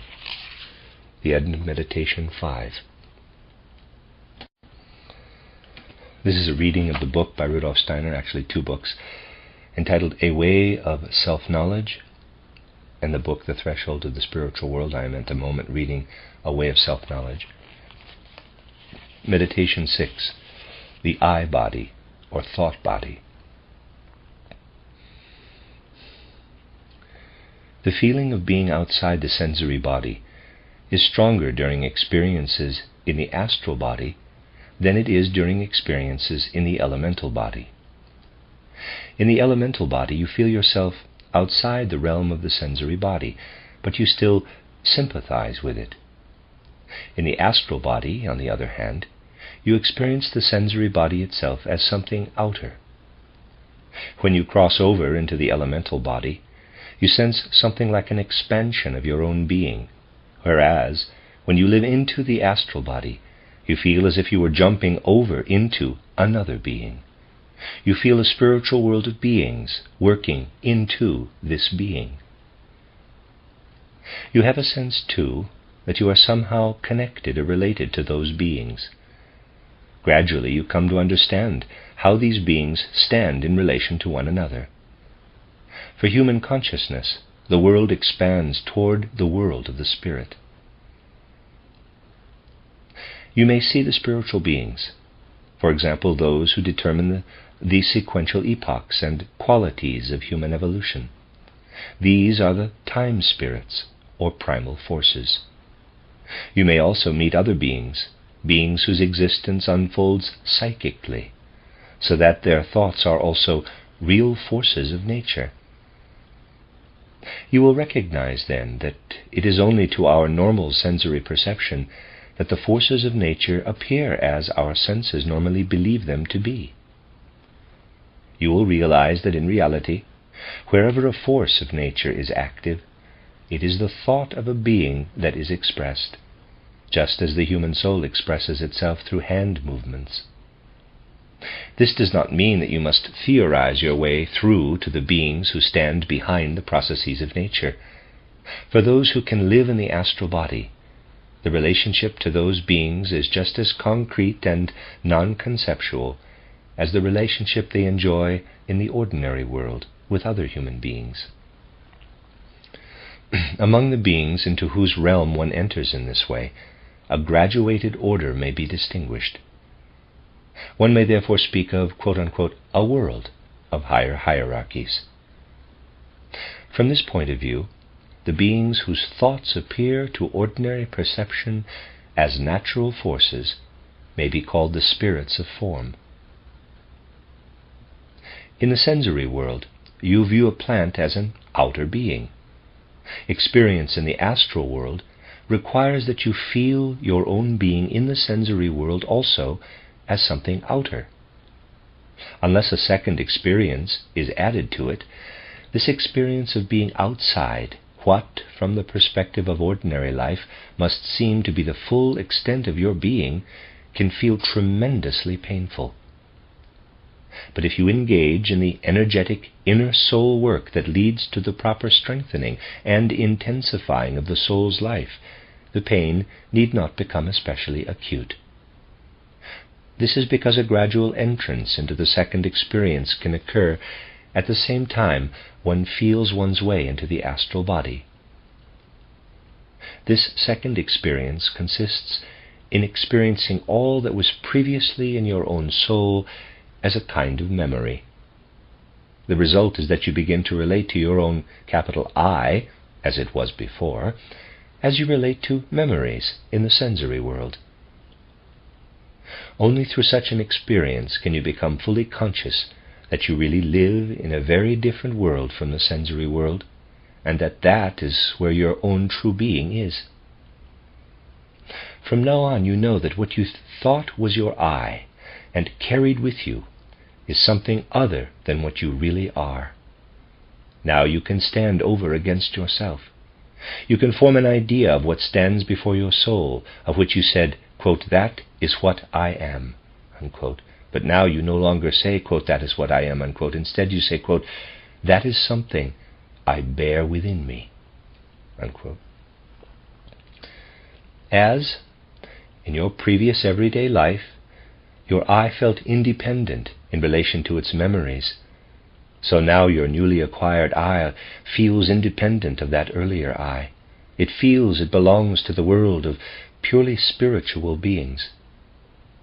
And from this experience, and not some theory, you recognize what your I being, as you viewed it before, really is. It now appears as a fabric of memory ideas that are produced by the physical, elemental, and astral bodies, just as mirror images are produced by a mirror. No more than a person considers himself or herself to be one with his or her reflection in a mirror, does a soul that has experienced itself in the spiritual world consider itself the same being that experienced itself in the sensory world. The comparison with the mirror image is naturally only an analogy. After all, the mirror image ceases to exist when you move away from the mirror. The fabric that is woven, as it were, from memories, and represents what you thought was your being in the sensory world, has much greater autonomy than a mirror image. In its own way it has its own being. Yet in comparison with your soul's true existence, it is like an image of your own true nature, of your own nature. Your true soul being feels that this quote-unquote image is necessary for its self-revelation. It knows its true being is something else, something about which it could not have achieved any self-knowledge had it not first seen its own reflection in that world, which, after its ascent into the spiritual world, became its outer world. The fabric of memories, which you now look on as your former I, we may call the I-body, or thought body. In this context, the word body must be understood in a broader sense than usual. Body here means all that you experience as having to do with you, of which you say, not that you are that, but that you have that it's yours. Only when clairvoyant consciousness reaches the stage where you can experience that everything you call yourself is a sum of memories, only then can you have any real experience of what is hidden behind what appears as death. Only then will you have attained a truly real world in which you feel yourself to be a being who can hold, as in a memory, all that is experienced in sensory existence. For to continue its existence, what has been experienced in sensory existence requires a being in whom it can be retained, just as memories of sensory being. Let me read that again. For to continue its existence, what has been experienced in sensory existence requires a being in whom it can be retained, just as memories of sensory being are retained in the ordinary eye. Suprasensory cognition reveals that human beings exist in the world of spiritual beings, where they hold their sensory existence within themselves like a memory. Therefore, to the question, what will become of all that I am now when I die, the clairvoyant researcher replies, you will be what you can retain of yourself by the strength of your existence as a spiritual being among other spiritual beings. You can cognize the nature of these spiritual beings, including your own. This knowledge is immediate experience. In this way you will come to know that spiritual beings, including your own soul, have an existence for which sensory existence is a passing revelation. For everyday consciousness, as the first meditation showed, the physical body belongs to a world whose true relationship to the body is revealed only when it decays after death. But clairvoyant observation shows that the human I being belongs and connects to a different world by means of very different bonds than those that connect the body to the laws of nature. The bonds that connect the I being with the spiritual beings of the suprasensory world are not affected in their inner being by birth and death. These connections reveal themselves in the life of the sensing body in a particular way, one that expresses suprasensory connections. Since the human being is a suprasensory being and appears as such to suprasensory observation, the suprasensory connection between one human soul and another is unaffected by death. Thus, in its primitive form, the vital question enters ordinary consciousness. After death, will I see the people I know and am connected to in earthly life? Genuine research, based on experience, enables you to answer this question with a resounding yes. If you strengthen your soul life in the ways I have described here and in other writings, you will experience your own soul being's spiritual reality in the world of other spirit beings. Moreover, by means of certain feelings which you can develop, you can help bring about this experience. In ordinary sensory experience, you may believe that it is your fate to respond to one thing positively and to another negatively. Objective self-reflection, however, will show that such feelings as sympathy and antipathy, love and hate are among the strongest feelings that human beings can have. Our usual way of thinking considers that everything in life is necessary, that one must bear one's fate. This can take us some distance toward a detached attitude toward life. But more is necessary if we are truly to comprehend human nature. Certainly the usual way of thinking serves the life of the soul quite well. But one often notices that the sympathies and antipathies that people cast aside have disappeared only from their immediate consciousness. In truth, they have withdrawn into the depths of their being, and exist there as a mood, or perhaps as a feeling of weariness or some other bodily feeling. True equanimity with regard to such tendencies can be achieved only when you proceed, as you generally do, when you seek to strengthen the soul. that is, by concentrated meditative dedication to a thought or feeling. The kind of thinking that produces mere intellectual insight is not enough. You must live intensely with such thoughts over a period of time, retaining them in your soul, while at the same time maintaining a distance from sensory experiences and memories. Practicing such an exercise will bring you to a certain basic soul mood toward your destiny. You can remove all antipathies and sympathies about your fate, so that finally you will be able to watch everything that happens to human beings like a detached observer watching a stream of water falling over a cliff and breaking upon the rocks. I do not intend to imply that you should become unfeeling and indifferent to your fate. Whoever is reduced to looking on everything that happens with indifference is certainly not on a fruitful path. You should certainly not remain unmoved in the face of the outer world just because what happens does not touch your own soul's destiny. Rather, you will see what plays before your eyes with pleasure or pain. Those striving for supersensory insight and cognition will not seek to be disinterested in life. Instead, they will experience a transformation of the kind of interest that their eye takes in all that touches it by fate. It may even happen that through this transformation, the liveliness of one's feeling is strengthened, not weakened. In ordinary life, people shed tears about what fate brings to their soul. You can, however, reach a perspective from which you have the same strong feeling, whether the misfortune is your own or another's. Generally, people can achieve this level of experience more readily in relation to blows from fate than they can, for example, with regard to fate-bestowed abilities. You do not so easily feel joy over someone else's ability.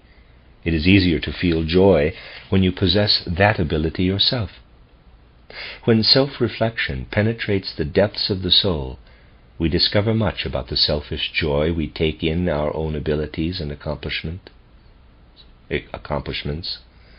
Living meditatively, intensively, and repeatedly with the thought that it makes no difference, as far as the progress of human life is concerned, whether you or someone else can do something, can bring you a long way toward a genuine equanimity about what you feel to be your innermost destiny. When properly directed, such a strengthening of the soul through the power that lives in thinking never leads to a simple numbing of your feelings about your capacities.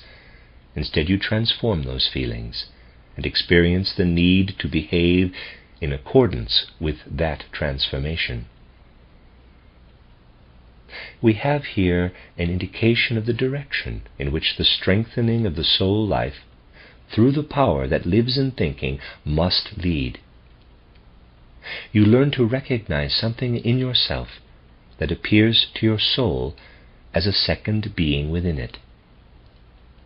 The meaning of this insight becomes clearer when we connect it with the realization that in the ordinary course of life we ourselves bring about this or that event in our destiny. Often an event could not have happened had we not first acted in a certain manner. What happens to us today is often simply a result of what we did yesterday. To advance in soul experience, you may undertake a review of your life. Doing so, you can seek out everything that shows you how earlier in your life you yourself prepared the later events of your destiny. You can try to reach back to that point in childhood when your consciousness awoke, and from which moment on you can remember what you experienced. If you review the events of your destiny without your usual egocentric sympathies and antipathies, then, when you reach that moment of consciousness in childhood, you will be able to say to yourself, quote, "At that moment, it first became possible for me to feel myself within myself and to work consciously on my soul. Although this I was there before, I had not been conscious of its working upon me. Nevertheless, It brought me my capacity to know all that I now know." Unquote. Thus, something you cannot know by intellectual understanding can bring about a new relationship to your own destiny. You learn to view the events of your destiny with detachment. You watch them approach without judgment. You see yourself in the being who caused the events. Once you see yourself in this way, the conditions of your destiny, given to you at birth, seem to your soul something connected to you. You can then push through to the following realization, quote, "Just as I have worked on myself since I awakened to consciousness, so I was already working on myself before my present consciousness awoke." Unquote. Working your way through to a superordinate I being within the ordinary I leads not only to the recognition that your thoughts bring a theoretical understanding of such a higher superordinate I. It also leads to the experience of the living being of this I in its reality as power in you, and to the sense that the ordinary I is a creation of the superordinate I. This feeling marks the true beginning of seeing the spiritual nature of the soul. If nothing beyond this feeling occurs, that is because you have allowed yourself to stop at the beginning. At the beginning, the feeling may be dull, barely noticeable. It may remain so for a long time. But if you pursue with strength and energy the path that led you to it, this same feeling will, in the end, bring you to the vision of the soul as a spiritual being. Whoever has achieved that level of seeing easily understands that those who have no experience in this area are likely to believe that anyone who claims to have seen such a superordinate I has simply fallen prey to illusion, fantasy, or autosuggestion. A person capable of such vision knows that such objections arise only from lack of experience. Those who practice seriously all that I have described in this meditation will learn to differentiate between illusion and reality. The inner experiences and activities that a true soul path demands will lead them to exercise the greatest caution regarding illusion and reality in relation to themselves. If you strive concentratedly to experience yourself as a spiritual being in the superordinate I, you will consider the experience described at the beginning of this meditation to be central. The rest you will look upon as an aid for the soul's journey. The end of Meditation 6. This is a reading of the book by Rudolf Штайнер entitled A Way of Self-Knowledge and the Threshold of the Spiritual World. It's actually two books in one book. This is from the first part, A Way of Self-Knowledge, Meditation 7, The Nature of Experience in Suprasensory Worlds. We have seen what experiences a soul must have if it is to work its way through to the suprasensory worlds. These experiences can seem terrifying to many people. As a result, they might well think, "I don't know what would happen to me if I were to venture into those processes, or whether I should bear them." Unquote. Under the influence of feelings of this kind, the thought can easily arise that it is better not to interfere artificially in the soul's natural course of development, that it is better to surrender peacefully to guidance that remains unconscious, and wait and see what this guidance brings to one's inner life in the future. Such a thought will always be rejected when one realizes that we, human beings by nature, must help ourselves, and that if we fail in our duty and do nothing about the forces waiting to unfold in our souls, these forces will spoil. Forces of self-development exist in every human soul. When these forces and their meanings are experienced, there is no one who would not wish to obey the call to unfold them. No one who starts with a proper relationship to the processes to be worked through can be stopped from rising to the higher worlds. such processes have been presented in the previous meditations. They were expressed in everyday language, which is the only way they can be expressed properly.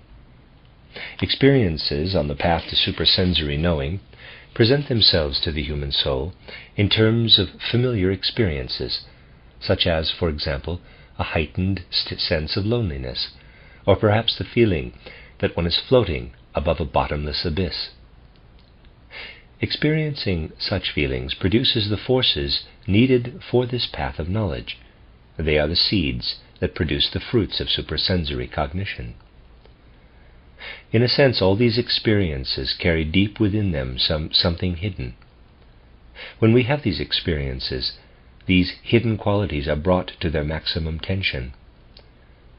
Quote-unquote something then bursts the feeling of loneliness, which is like a shell surrounding this something.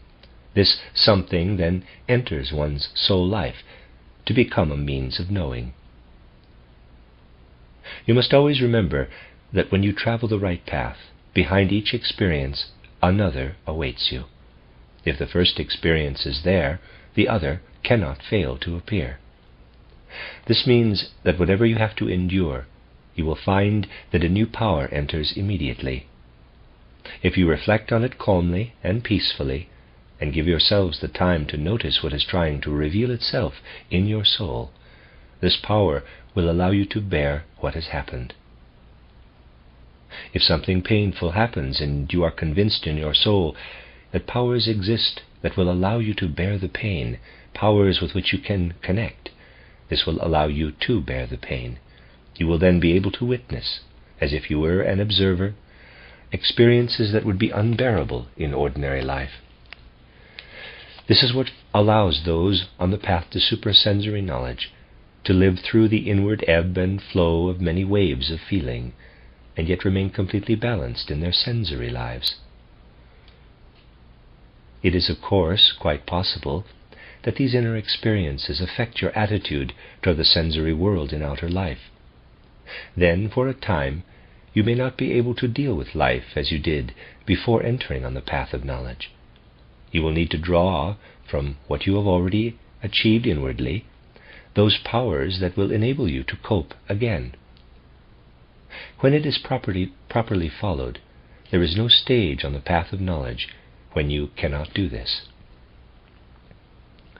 The best path of knowledge will always be one that leads to the suprasensory world by strengthening or intensifying soul life through inner absorption in thoughts or feelings. It does not matter whether you experience the thoughts or feelings as you would in a sensory world.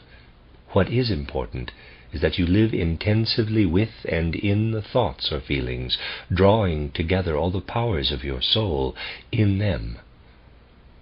During the time of inner absorption, your chosen thought or feeling should wholly fill your consciousness. Think of a thought that has created within your soul a sense of conviction. For the moment, leave aside the value of that conviction and simply live with the thought, so that you become completely one with it. This thought need not relate to things on a higher plane, although a thought that does may be more efficacious. For inner absorption, you can use a thought that simply reflects ordinary experience. Certain feelings can be particularly fruitful. For example, those representing the resolution to perform a deed of love, which you kindle within you into an intensified experience of human warmth and sincerity. If you seek cognitive experience, symbolic ideas acquired in life, or through the advice of those who are expert in this area, are especially effective. Such people know how fruitful these means are, because they know what the results were for themselves. Through such absorption, which can become a habit and even a necessity of soul life, just as breathing is a necessity of the body, you can draw together, concentrate, and thereby strengthen the powers of your soul. But you must succeed in maintaining, during the period of inner absorption, a state in which no sensory impressions or any memories of them intrude upon the life of the soul. All memories of what you have experienced in daily life, of what gave joy or pain to the soul, must be silenced. The soul must devote itself completely and solely to what you have determined shall exist in it. The powers for supersensory cognition develop properly only through what you can achieve by means of such meditation, whose content and form the soul has created by the application of its own strength. Where you have acquired the content of your absorption is unimportant. You can obtain it from a specialist in this area or from spiritual scientific literature. The important thing is that you yourself make what you have chosen an inner experience, and do not allow yourself to be distracted by what rises from your own soul or by what you consider the best content for absorption. The latter case has very little power, because the soul feels related to it from the outset, and so does not need to make an effort to become one with it. What is most effective for the development of supersensory cognitive powers lies precisely in this effort we make toward absorption, and not in being united with the content of the absorption as such. One can, however, come to supersensory vision by another path. There are those who come naturally to inner absorption, to passionate experience, whereby supersensory powers of cognition can be released within their souls by nature. Such powers then often arise suddenly in souls that seem not at all predestined to have experiences of that sort. Supersensory soul life can arise in many different ways, but only by following the path of knowledge described here can one arrive at an experience of the supersensory that one is the master of, in the same way as one is the master of experience in ordinary sensory life. In all the other different ways that the supersensory world can break into the soul's experience, supersensory experience forces itself upon us. Consequently, we lose ourselves in it, or we are deceived about the value or meaning of those experiences in the real supersensory world.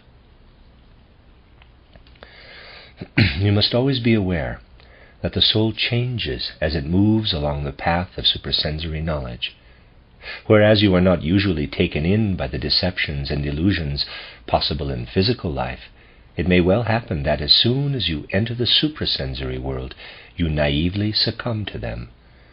Perhaps it is the case that in everyday life you have a healthy sense of the truth and pride yourself in not believing things simply because they satisfy your sense of self.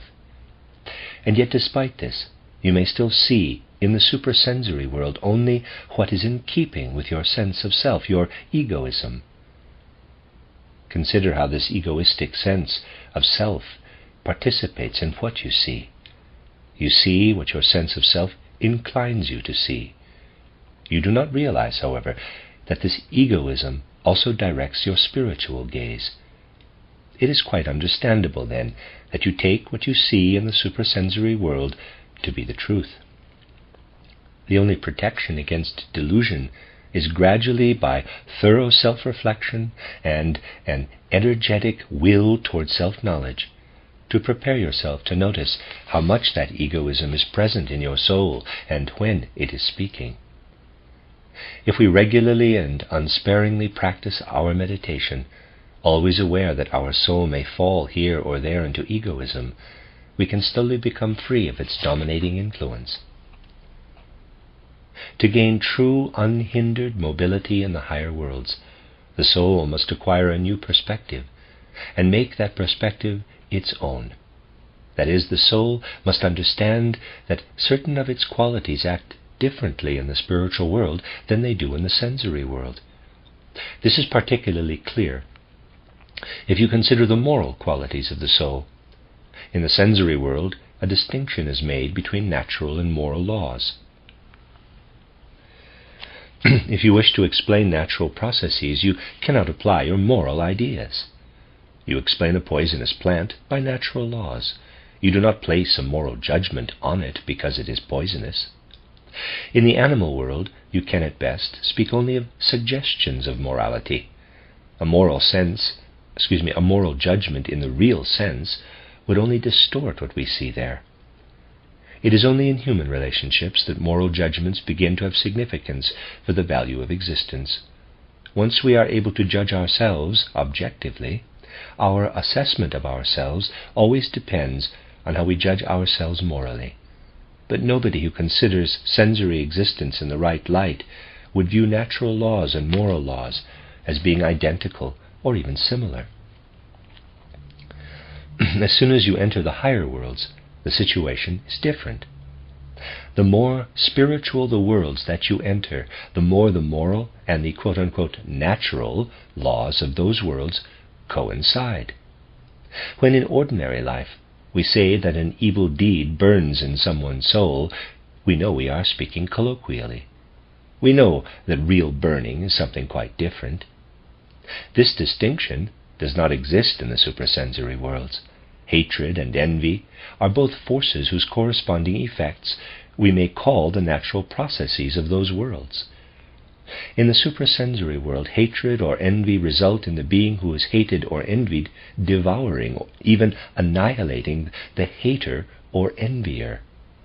Destructive processes that work adversely in the spiritual world are thereby formed. On the other hand, the effects of love in the spiritual world may be fittingly described as productive, beneficent, and radiating of warmth. We can notice this in the human elemental body. In the sensory world, the act of a hand that commits an immoral deed must be explained by the same natural law that explains a hand that behaves morally. Certain elemental parts of the human being, however, remain undeveloped when the corresponding moral feeling is absent. Thus we can attribute the incomplete development of elemental organs to the lack of moral qualities, just as we explain natural sense-perceptible processes through natural laws. We should never conclude that a portion of the elemental body suffers from incomplete development because its corresponding sensory organ is not fully developed. We must always be aware that very different principles apply in each of the various worlds. A human physical organ may have developed incompletely, while the corresponding elemental organ may develop normally, and in fact completely. The difference between the suprasensory and the sensory worlds is particularly significant with regard to everything having to do with quote-unquote beauty and quote-unquote ugliness. When you enter the suprasensory worlds, the way we use these concepts in the sensory world loses all meaning. In the suprasensory world, we may call only those beings beautiful who reveal their inner experiences, what lives in them, to other beings, so that these can also participate in their experience. In the higher worlds, the capacity to reveal everything within you without hiding anything is called beautiful. This notion of beauty is identical to what we might call naked honesty, the sincere expression of what one carries within oneself. An ugly being is one whose outer appearance does not reveal what it contains, and who holds back its own experience for itself, hiding certain characteristics from other beings. Such a being withdraws from its spiritual surroundings. This concept of ugliness coincides with dishonest self-revelation. Lying and being ugly are one and the same reality in the spiritual world. An ugly being is one who lies. Furthermore, everything that we recognize in the sensory world as desire or wish means something quite different in the spiritual world.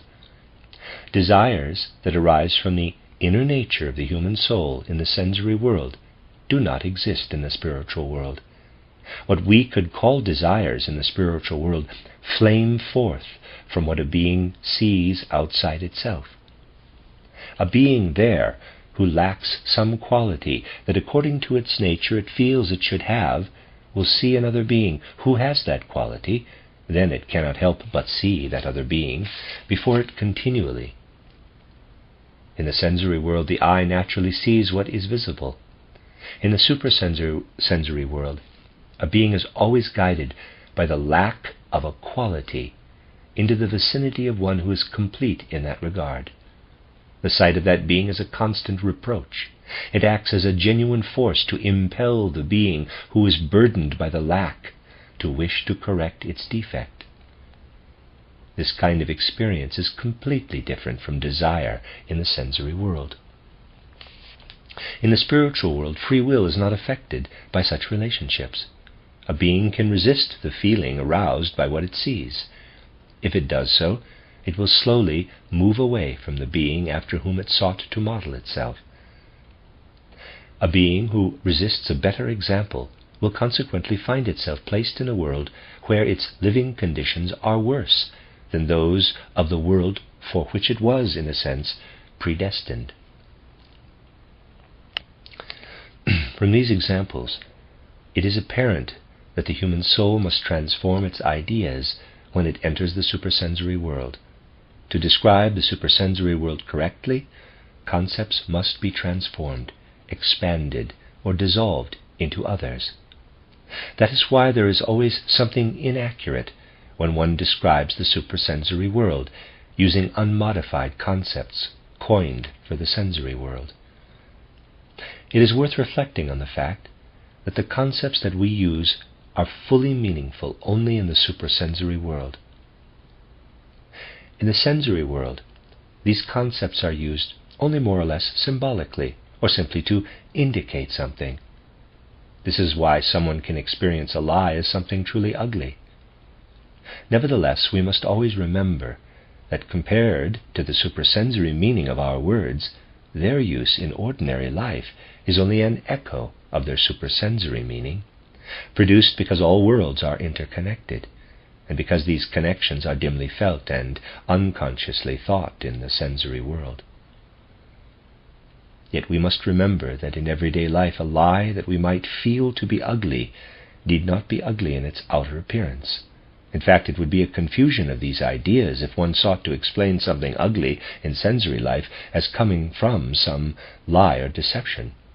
True, in the supersensory world, the situation is such that a lie, when it is really seen, appears as something ugly. Here again, however, deceptions may occur, and you must protect yourself from them. For instance, a being may come before you in the supersensory world whom you can quite correctly call evil, even though if your sense of beauty derives from sensory life, it reveals itself to you as beautiful. In this case you will see correctly only if you can penetrate to the being's inner foundation. You will then experience how the quote-unquote beautiful manifestation is only a deceptive mask. What you thought to be beautiful, based on your sense-based understanding of that idea, will then become the object of your hate. At that moment the evil being ceases to be able to create the illusion of beauty, but must reveal its true form to you, a form that can only be an incomplete expression of what lives within it. Phenomena like these demonstrate particularly well the necessity of transforming our ideas when we enter the supersensory world. The end of Meditation 7. This is a reading of the book by Rudolf Штайнер entitled A Way of Self-Knowledge and The Threshold of the Spiritual World. It's actually two of his works put together. I'm reading the last section of A Way of Self-Knowledge, entitled Meditation 8, Beholding Your Previous Earthly Lives. When the soul's journey into supersensory worlds is undertaken properly, one cannot really speak of dangers. If the instructions given to the soul were dangerous to human beings, such a journey would not serve its purpose. This purpose is always to strengthen the soul, to gather its powers, so that we can bear the experiences we must undergo if we wish to behold and understand worlds other than the sensory world. In the suprasensory worlds, beholding, perceiving, and understanding have a different relationship to one another than they do in the sensory. This is an essential difference between the two worlds. Someone who hears something about a part of the sensory world legitimately feels that he or she can fully understand what is said only through the personal experience that perception provides. People believe they have to see a landscape or a painting to understand it. On the other hand, you can thoroughly grasp the suprasensory worlds simply by accepting an accurate description of them with unprejudiced judgment. To grasp and experience all the life-supporting, life-fulfilling powers of the spiritual worlds, a person needs only a description from someone who can see those worlds. Only those who are in a position to observe outside the physical body can attain true cognition of such worlds. In the end, descriptions of the spiritual world must always derive from observers. But grasping what they report allows a soul to gain insights into those worlds. It is quite possible, therefore, for those who have no insight themselves into the spiritual worlds to fully understand those worlds and their characteristics. They will understand them as, in accordance with the disposition of their souls, they will and must. Hence we may take the themes for our meditative absorption from the rich store of ideas we have gathered for ourselves about the spiritual worlds. This is the best kind of material for absorption and leads most surely to the acquisition of spiritual vision. It is often believed that understanding other people's cognitions of the spiritual worlds before one has oneself achieved direct cognition of them is an obstacle to the development of one's own suprasensory vision. But this does not reflect the facts. On the contrary, you will achieve suprasensory vision more easily and certainly if you have previously understood some content of suprasensory vision than if you have not. Whether someone stops at simply understanding or continues to strive toward actual suprasensory vision depends upon whether the thirst for personal observation has arisen. Should that desire exist, one can do nothing other than seek the opportunity to truly set forth upon the journey into the suprasensory worlds. Beginning in our own time, more and more people will wish to understand the suprasensory worlds.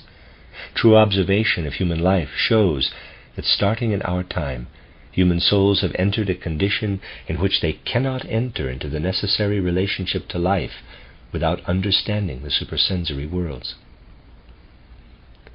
Once your soul's journey has progressed so far that you carry within you as memory all that you call, quote-unquote, yourself, that is, your being in the sensory world, and you experience yourself in a newly attained higher I, you will be able to behold your life's course beyond earthly existence. The reality will then arise before your spiritual gaze that existence in the spiritual world precedes existence in the sensory world, and that the true causes of the formation of sensory existence lie in that spiritual existence. You will learn that before you received a sensory perceptible body and entered this earthly life, you already lived a purely spiritual life. You will see how the person you are now, with your capacities and instincts, was prepared in a previous existence in a purely spiritual world. You will see yourself living as a spiritual being before you entered the sensory perceptible world. In the sensory world you strive to live as a sensory being, with soul capacities and qualities that you have borne with you and unfolded from birth. But it would be a mistake to ask how you could have desired capacities and tendencies that may now seem so unpleasant. It makes no difference whether or not something pleases the soul in sensory life. The nature of the soul's aspiration in spiritual life is very different from what it is afterward in earthly life. The ways of knowing and willing are quite different in each world. In spiritual existence, you know that to develop fully you need an earthly life. You also know that during that earthly life, your soul may run its course in an unlikable or crushing manner. Yet you strive toward earthly life, because during spiritual existence you pay little attention to what is likable and comfortable. There you concern yourself only with what you need to unfold your being properly. The same is true of your destiny in life. You look at what you like or dislike, and you see how you prepared for these during your spiritual existence. You see how you yourself provided the means, that then caused you to experience this joy or that pain on earth? So long as we experience ourselves only in sensory existence, we find it incomprehensible that we ourselves caused this or that situation. And yet the fact is that, when we were in spiritual existence, we had what we might call a suprasensory insight, saying to ourselves, quote, I must go through these painful or unlikable things, because only these experiences will advance me to the next stage in my whole development, unquote. Mere opinions formed on the basis of the experience of sensory life will never allow us to recognize how far earthly human life takes us in our overall development. Cognition of a spiritual existence preceding earthly existence provides the reasons for your striving during your spiritual existence for a particular earthly life and destiny. These reasons lead back to your earlier earthly life. The experiences you had and the capacities you gained during the course of that life will cause you, during the following spiritual existence, to wish to improve upon those incomplete experiences and to develop those yet undeveloped capacities in your next earthly life. For example, in spiritual existence, you may feel so deeply about an injustice you did to someone that you feel you have disturbed the cosmic order and need to live again with that person in another earthly life to correct the injustice. As you develop further, your view will expand to include a series of previous earthly lives. In that way you can understand through observation the true life course of your superordinate I.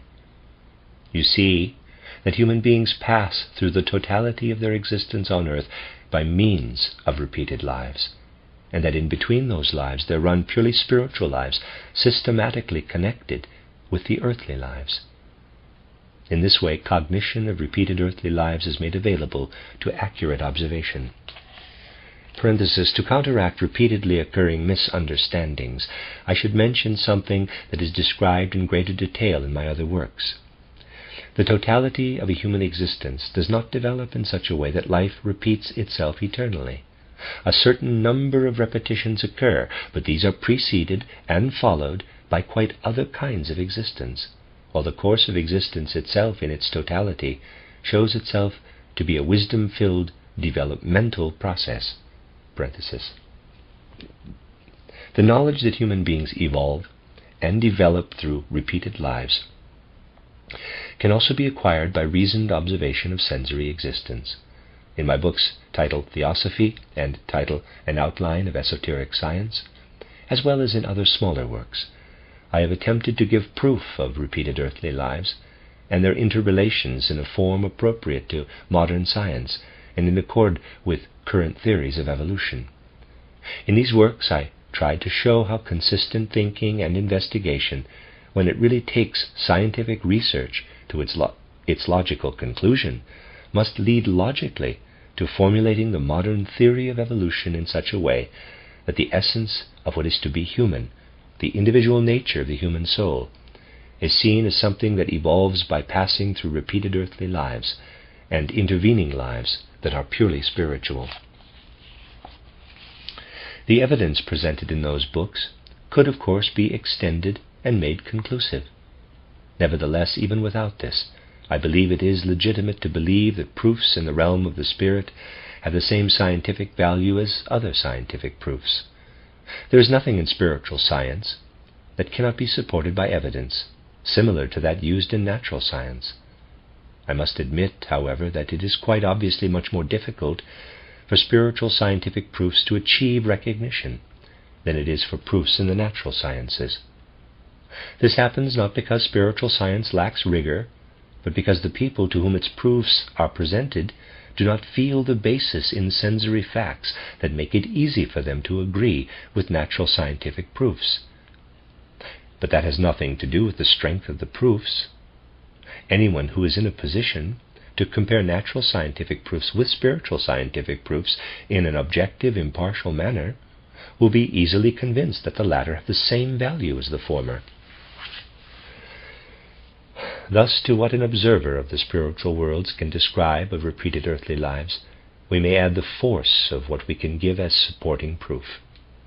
The one can help the other, so that by understanding alone, we can be convinced of the reality of the repetition of the whole human life cycle. Here we have attempted to show a path that ascends beyond understanding alone to the suprasensory vision of this repetition. That's the end of Meditation 8. And there is an afterword that will come after this. This is a reading of the two books that are in one container, entitled The Way of Self-Knowledge and The Threshold of the Spiritual World. They are the collected works numbers 16 and 17 in one volume. This is the last part of A Way of Self-Knowledge, the first book in the section, and it is the afterword to the 1918 edition. Practicing the second of these meditations makes it clear, and later meditations make it even clearer, that this path of the soul decisively rejects all so-called clairvoyance associated with bodily illness or abnormality. The path of soul described here excludes all visionary or mediumistic phenomena arising from such conditions. Even sensory perception and the thinking based upon it represents a higher realm than the inner state from which such soul contents come. For in perception and thinking, a person lives more fully in the suprasensory realm and depends less upon the body than when a disordered soul life leads the soul astray by presenting the content of processes originally intended to serve the body. These processes deviate from their natural tasks in a distorted way, leading to ideas that are based neither in objective perceiving nor in active willing. Among the soul functions of normal consciousness, only thinking can free itself from perception and lead to independent activity unconditioned by abnormal bodily processes. Clairvoyant vision, as I use the term, does not sink below thinking into deeper organic processes. Rather, it rises to realms that begin with thinking, when thinking is inwardly illuminated by the soul and controlled by the will. From such self-controlled thinking, the soul develops clairvoyant vision as it is meant here. Thinking is the paradigm for vision. What these meditations describe as suprasensory vision is, however, essentially different from ordinary thinking, and leads to an experience of suprasensory worlds that thinking alone cannot enter. But the life that unfolds in such vision is none other than the life developed within thinking. The soul must live in its suprasensory visions and illuminations with the same consciousness with which it lives in a thought and moves from one thought to another. The relationship of the soul to these visions is essentially different from its relationship to ordinary thoughts. Certainly, suprasensory vision has a psychic connection to its corresponding reality that is similar to the connection memory has to the experience of reality that it is recalling. But during the activity of suprasensory seeing, the power of memory itself plays no role in the soul. What you have once imagined, you can remember again, even if the imagination is pure fantasy. Still, unless you have developed another power, in addition to the power of vision, one that allows you to recreate in the soul the same conditions that led to the vision, what you experienced in clairvoyant vision disappears from consciousness the moment the vision ceases. You can remember the conditions, and through them repeat the vision, but you cannot directly recall the vision. Whoever has attained the necessary insight in these matters can use it as a means of cognizing the reality that corresponds to the vision. You can recall a perception or an experience without having the experience or the perception again when you remember it. Similarly, when you remember a vision, the remembered vision does not itself contain the real content of the vision. From this you can recognize that the suprasensory reality corresponding to the vision is no more illusory than perception is in sensory reality. People can easily fall into error here if they have not familiarized themselves sufficiently with the nature of such visions, and therefore judge reports of these things on the basis of their preconceptions. They think that what arises in clairvoyant consciousness has to do with the play of fantasy, or an interweaving of ideas overflowing from the unconscious depths of the soul like vague memories. Those who make such judgments do not know that genuine clairvoyant consciousness exists only in contents of the soul that by their nature cannot go down to the organic depths, and that as soon as they arise, resist being grasped by the power of memory. The natural course of clairvoyant life differs from that of ordinary soul life in important ways. In everyday soul life, for instance, practice or familiarity plays a fruitful role. Repeated performance of an act increases the ability to perform that act skillfully. How could we progress in life, art, or any kind of learning if we could not increase our proficiency through practice? But this is not the case with the acquisition of clairvoyant vision. Someone who has a suprasensory experience does not become that much more skillful a second time. In fact, precisely because someone has had an experience once, that experience will in the future be elusive. The experience, in a sense, tries to flee. Therefore, in order to repeat a suprasensory experience, one must undertake specific exercises to strengthen the powers of the soul. The soul must be stronger the second time than the first. This is a source of bitter disappointment for beginners on the path to the suprasensory. Those who undertake the exercises for strengthening the soul's powers described in this book can easily have suprasensory experiences. At first they may become joyful about their progress, but they will soon notice that they cannot repeat the same experiences. Then their souls feel empty in relation to the suprasensory. What they then realize is that the efforts that led to an initial experience do not lead to a second one. Instead, stronger, often quite different efforts are necessary. However difficult it is, one must win through to the realization that the laws of suprasensory experience are often different from, even contrary to, those of physical experience. But one must not therefore conclude that knowledge of suprasensory experience can arise simply by thinking about the corresponding sensory processes in reverse. How things stand in each case must be discovered through suprasensory experience in each individual case. Another characteristic of suprasensory experience is that these visions light up for clairvoyant consciousness for only a barely measurable moment. One could say that the instant they arise, they are already gone. This means that only a quick awareness, an agile adjustment of attention, leads to noticing a genuine vision. Those who have not developed in their souls this agility of consciousness, coupled with an attitude of attention, may have visions, but they will have no knowledge of them.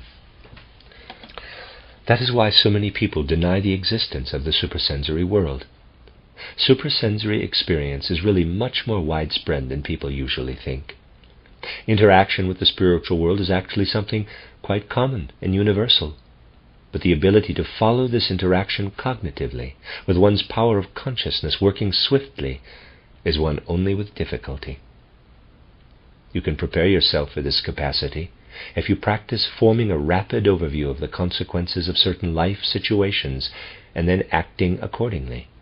The habit of repeatedly reconsidering and hesitating over a decision, should I or shouldn't I, results in lost time and procrastination, and it leaves one ill-prepared for observing the spiritual world. But those who develop the capacity for maintaining in life the appropriate presence of mind will bring something essential and necessary to suprasensory experience. If we were to gain and use the faculty for suprasensory experience without changing ourselves first, then we would be unable to fulfill our daily tasks. Only when they develop out of a healthy life in sensory reality can suprasensory capacities be acquired in a healthy way. If you turn your back on that life, or believe you can approach the suprasensory world through eccentric peculiarities, you are on the wrong path. True clairvoyant vision has the same relationship to the processes of normal consciousness as normal consciousness has to sleep consciousness, whose content arises before the soul as dreams. Just as unhealthy sleep disturbs and undermines normal consciousness, so healthy clairvoyant vision cannot rest upon the foundation of a negative or impractical attitude toward normal life. The more firmly you stand in life, and the more you understand your tasks in intellectual, feeling, moral, or social existence, the healthier will be the soul capacities that you can then bring to an experience of suprasensory worlds. The meditations in this book speak of that kind of healthy clairvoyant vision. You will find nothing that is visionary, diseased, or fantastic in the usual sense on this path to knowledge of the suprasensory world. The end of Part 1, A Way of Self-Knowledge. This is a reading of the book by Rudolf Штайнер. It's actually 2 books, A Way of Self-Knowledge and The Threshold of the Spiritual World. This is the beginning of Part 2, the book, The Threshold of the Spiritual World. Introductory remarks. This volume contains short aphoristic descriptions of aspects of the world and human nature that become visible when spiritual cognition steps over the boundary that separates the world of the senses from the spiritual world. My presentation of these descriptions is intended to be neither systematic nor complete. Instead, my intention has been to present, in a free manner, a few descriptions of certain spiritual experiences. From this perspective, these descriptions, as well as those in title A Way of Self-Knowledge, should be considered supplementary to my other works. Nevertheless, I have tried to provide descriptions that stand alone and do not require any familiarity with my other works. People dedicated to working toward knowledge of spiritual science will always feel a need to consider spiritual life from fresh points of view. While every presentation is by nature one-sided, the one-sidedness is more marked in descriptions of the spiritual realm than it is in those of the sense-perceptible realm. Therefore, a single presentation will never satisfy someone truly interested in spiritual knowledge. Thus I have attempted, in works like the present one, to describe from a different point of view spiritual facts I have already portrayed elsewhere. Such presentations are complementary, like photographs of the same object taken from different angles. With each different perspective, there is an approach to present some knowledge that cannot be presented from another. The material in this volume offers those who seek spiritual vision points of departure for further meditation. If you seek such points of departure in order to apply them in your own soul life, you will notice that this is so. Written by Rudolf Штайнер in Munich, August 1913. End of introductory remarks. Aphorism 1, titled Trust in Thinking, the Nature of the Thinking Soul, Meditation. For waking daily consciousness, human thinking is an island in the river of soul life that flows by in impressions, sensations, feelings, and so on. Once we have understood a feeling or impression, that is, once we have created a thought to illuminate it, we are more or less finished with it. Even amid a storm of passions and emotions, a certain calm arises when the bark of the soul reaches the island of thought. The soul trusts naturally in thinking. Were it to lose this trust in thinking, the soul would lose all certainty in life. Once we begin to doubt thinking, healthy soul life stops. Even if thinking cannot always bring us clarity about something, at least we need the comfort of knowing that we could attain that clarity, if only we were able to summon sufficient mental strength and sharpness. A person can come to terms with being unable to bring clarity to something through thinking, but the idea that thinking itself could not bring satisfaction, even if one were to push as deeply into it as should be necessary to attain the complete clarity required by a particular situation, that idea is unbearable. This attitude of the soul toward thinking lies at the heart of all human striving for knowledge. Certain states of mind can dampen it. Nevertheless, in its own dark depths, the soul always feels it can think. Thinkers who doubt the validity and power of thinking deceive themselves about the basic tone of their souls. Often it is the very sharpness of their thought that, by a kind of excess, creates their doubts and perplexities. If they really did not trust thinking, they would not torture themselves so much with doubts and riddles, which are themselves only the results of thinking. If you develop this feeling of trust in relation to thinking, you will find that thinking contains not only something that you form inwardly as the power of the human soul, but also a power that is independent of both you and your soul, and that bears within it a cosmic being, toward whom you must work if you wish to inhabit a place that belongs simultaneously both to you and to the world that is independent of you. There is something deeply calming in being able to surrender oneself to the life of thought. In it the soul feels it can get away from itself. The soul needs this feeling just as much as it needs the opposite feeling, that of being able to be totally within itself. Between these two lies the oscillation necessary for a healthy soul life.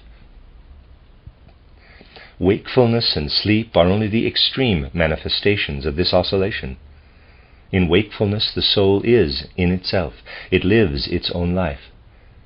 In sleep the soul loses itself in universal cosmic experience and is in a sense free of itself. We can also see these two extremes of the pendulum-like movement of the soul in other states of inner experience. Living in one's thoughts, for example, is an instance of the soul's getting away from itself, whereas living in feeling, sensation, emotion, and so forth are all instances of the soul's dwelling in itself. From this perspective, thinking gives the soul the consolation that it needs in the face of feeling abandoned by the world. You are certainly justified in wondering, quote, "What am I in the general stream of world events that runs from infinity to infinity? What am I with my feelings, wishes, and deeds, which have meaning only for me?" Unquote. As soon as you have truly felt what it is to live in thought, you will be able to counter this feeling of abandonment with another perspective. Quote, "The thinking involved in this stream of world events raises me up, and my soul with me, and I live in those events when I allow their essence to flow into me through my thinking." Unquote. Thus you can feel yourself taken up into the world and feel legitimate within it. This attitude of the soul results in a kind of strengthening, which the soul experiences as deriving according to wise laws from cosmic powers. It is not a great leap from this perspective to one that says, quote, "It is not merely I who think, for it thinks in me. World becoming expresses itself in me, and my soul provides only the stage upon which the world lives as thought." Unquote. Philosophies can, of course, reject this attitude. There are many grounds on which the idea that, quote, "the world thinks itself in the human soul," unquote, can be made to seem obviously false. We must recognize, however, that this is an idea that can be acquired only through inner experience. Only those who have acquired it in this way can fully understand its validity. They know that so-called refutations cannot shake that validity. Anyone who has thought his or her way through this thought can see quite clearly the real value of most so-called refutations and proofs, which, as long as one remains falsely convinced of their content, often appear quite infallible.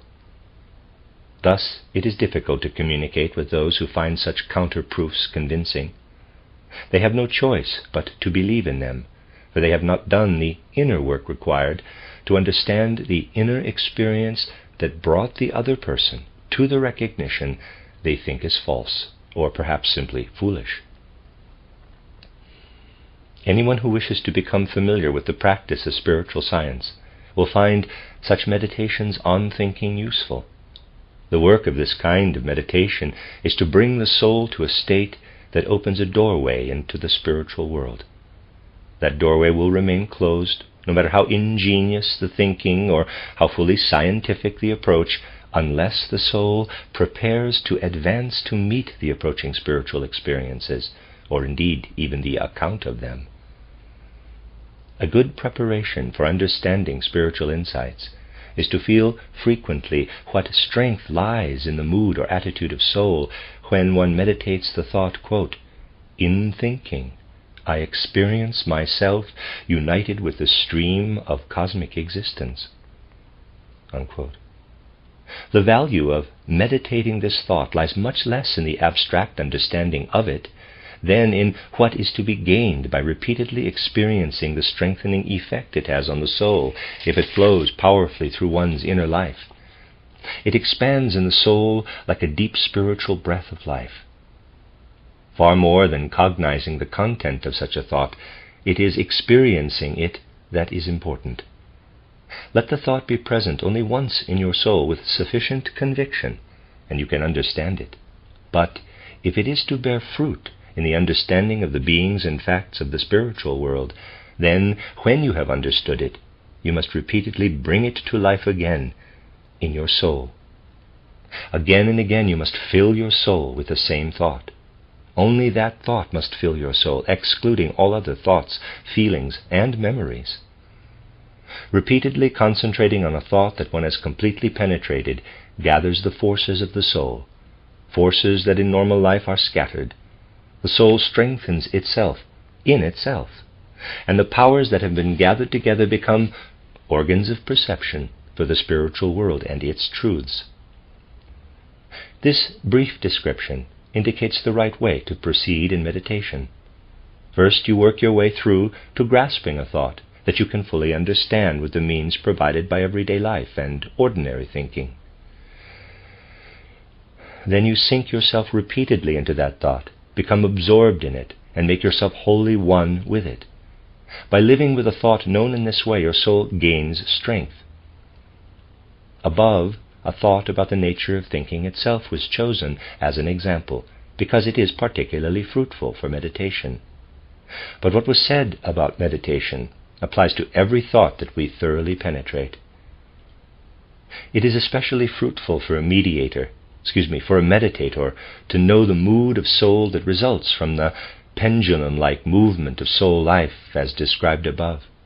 It is the surest way to come to the feeling in your meditation that the spiritual world has touched you directly. This feeling is a healthy consequence of meditation. It should radiate its strength into everything you do during the rest of your waking day. But it should not be a continuous, ever-present prolongation of the meditative state.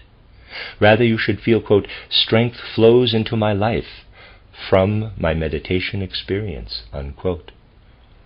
If you carry your meditative state into daily life like an ever-present imprint, something will spread from it that disturbs the natural simplicity of daily life. Then, during meditation itself, your meditative state will no longer be either strong or pure enough.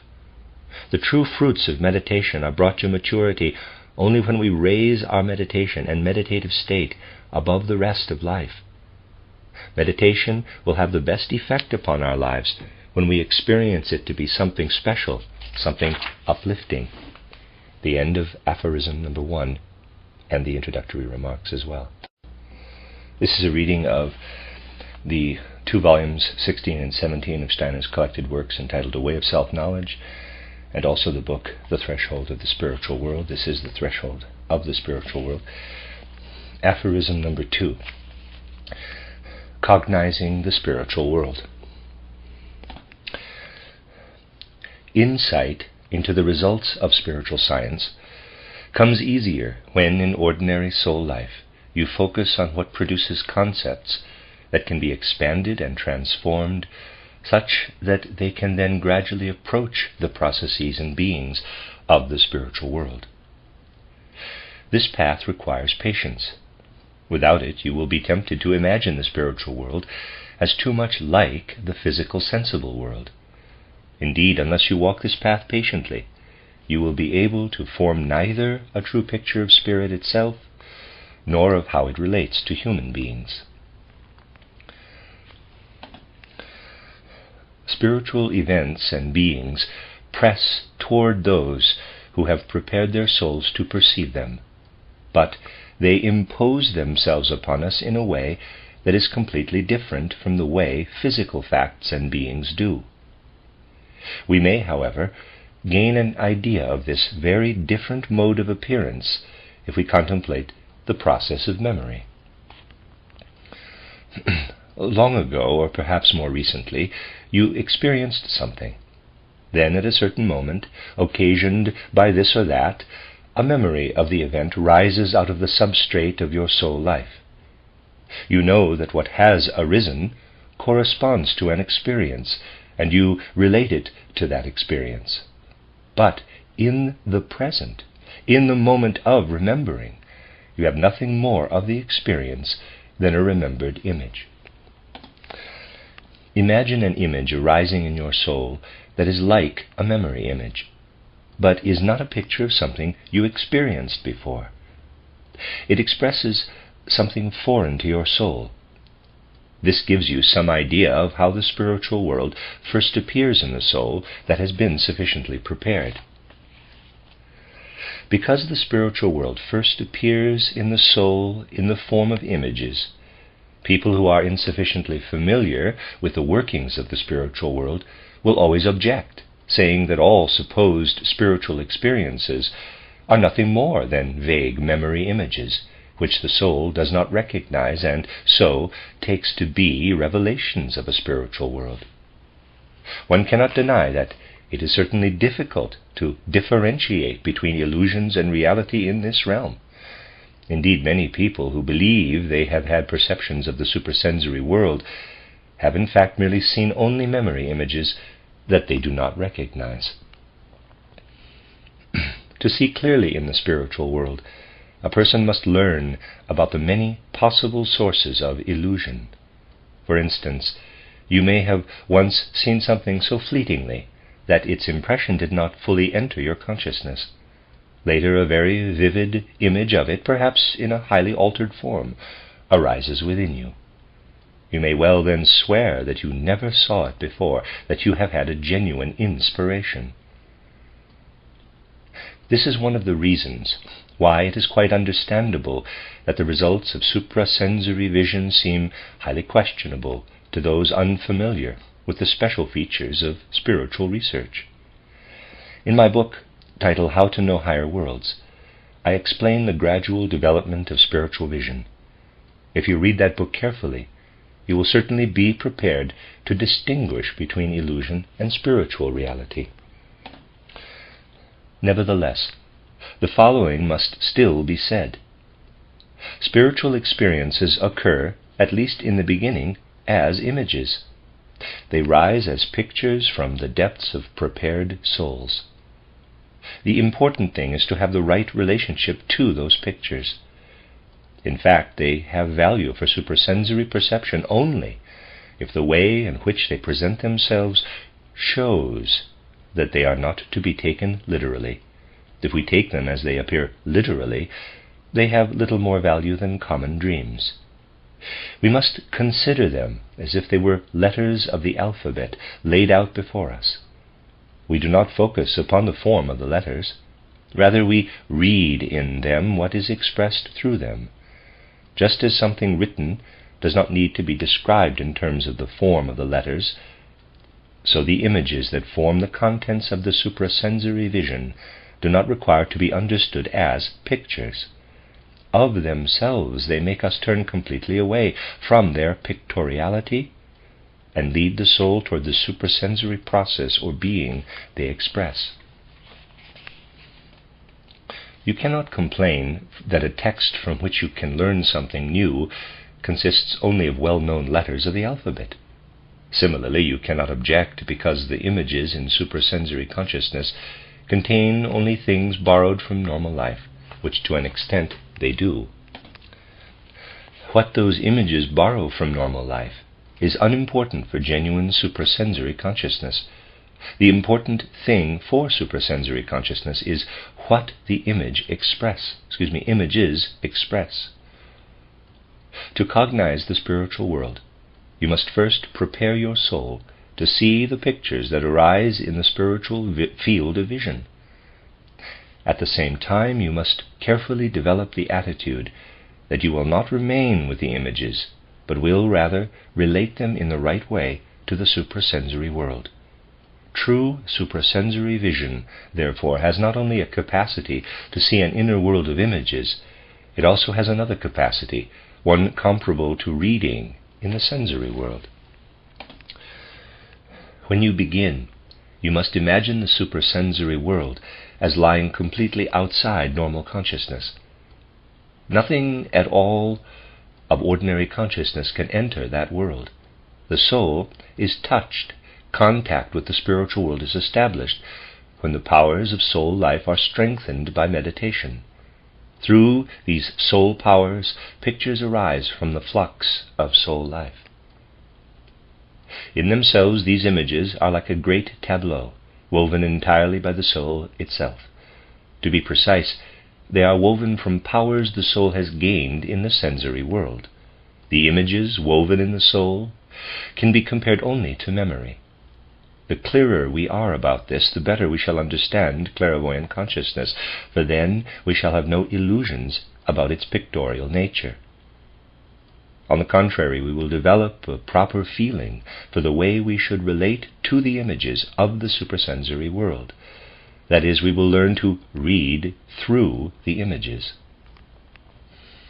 Of course, we are brought much closer to the nature and processes of the sensory world through our sensory impressions than we are to the suprasensory world through suprasensorially beheld images. Indeed, we could even say that those images are initially a kind of curtain that the soul places between itself and the suprasensory world when it feels touched by that world. It is important that you find your way to suprasensory experience step by step. Experience gradually provides a proper interpretation, a right reading. More importantly, suprasensory experience, the vision itself, will demonstrate that what you see has nothing to do with memory images drawn from ordinary experiences. Many absurd things are asserted in this area by people who are convinced, or at least believe they have been convinced, that they have had certain suprasensory insights. How many there are who, convinced of the reality of repeated earthly lives, relate certain images that arise in their souls to experiences of a previous earthly existence. You should always be suspicious when such images seem to point to a previous earthly life that in one way or another is like one's present life, or when they allow you to use an imagined earlier life to make it easier to understand rationally your present life. When a true impression of a previous earthly life arises in real suprasensory experience, it is usually one that would be impossible to think up based upon all the desires and goals of your present life. For instance, you may receive an instantaneous impression of a prior earthly life in which you possess faculties or the like impossible in your present life. Such images that accompany our more important spiritual experiences rarely come from memories of ordinary life. Usually they are images we would never have thought of ordinarily. This is true to an even greater extent in the case of genuine impressions from the purely suprasensory worlds. For example, it is often impossible to form images from ordinary life that relate to the existence between earthly lives, that is, to the period between your last death and your present birth on earth. From that state, you can learn that while you were in the spiritual world, you developed interests in people and things that completely contradict the corresponding interests you actually developed during earthly life. You recognize that in earthly life you are often led to develop affection for something that you avoided during your spiritual life between death and birth. Everything about the life between death and birth that could arise from memories is necessarily different from the impression you receive from real perception of the spiritual world. Naturally, when I describe things in this way, those unfamiliar with spiritual research may object. They may say, quote, "I can see you are very fond of this idea, but human nature is complicated. Every interest, every affection has its opposite secretly mixed into it. It comes to you at a definite moment in connection with a specific thing. You take it to be a pre-birth experience. But perhaps it is actually explicable through quite natural facts that may lie in the subconscious soul," unquote. Generally, we cannot say much against such an objection, since in many cases it is certainly correct. It is not easy to obtain incontestable knowledge through supersensory consciousness. It is true that someone supposed to be a spiritual researcher can err by attributing a subconscious memory to an experience of pre-birth spiritual life.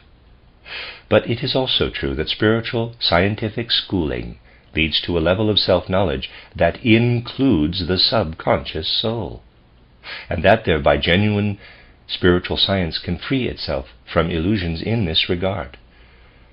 Here we need affirm only that true supersensory insights are those in which, in the act of cognition, one can differentiate between what comes from the supersensory worlds and what comes from imagination. This capacity to differentiate is acquired through experience in the supersensory worlds. As a result, one can differentiate between perception and fantasy, just as one can tell the difference between a red-hot poker you touch with your fingers and one you simply imagine to be hot. The end of aphorism 2.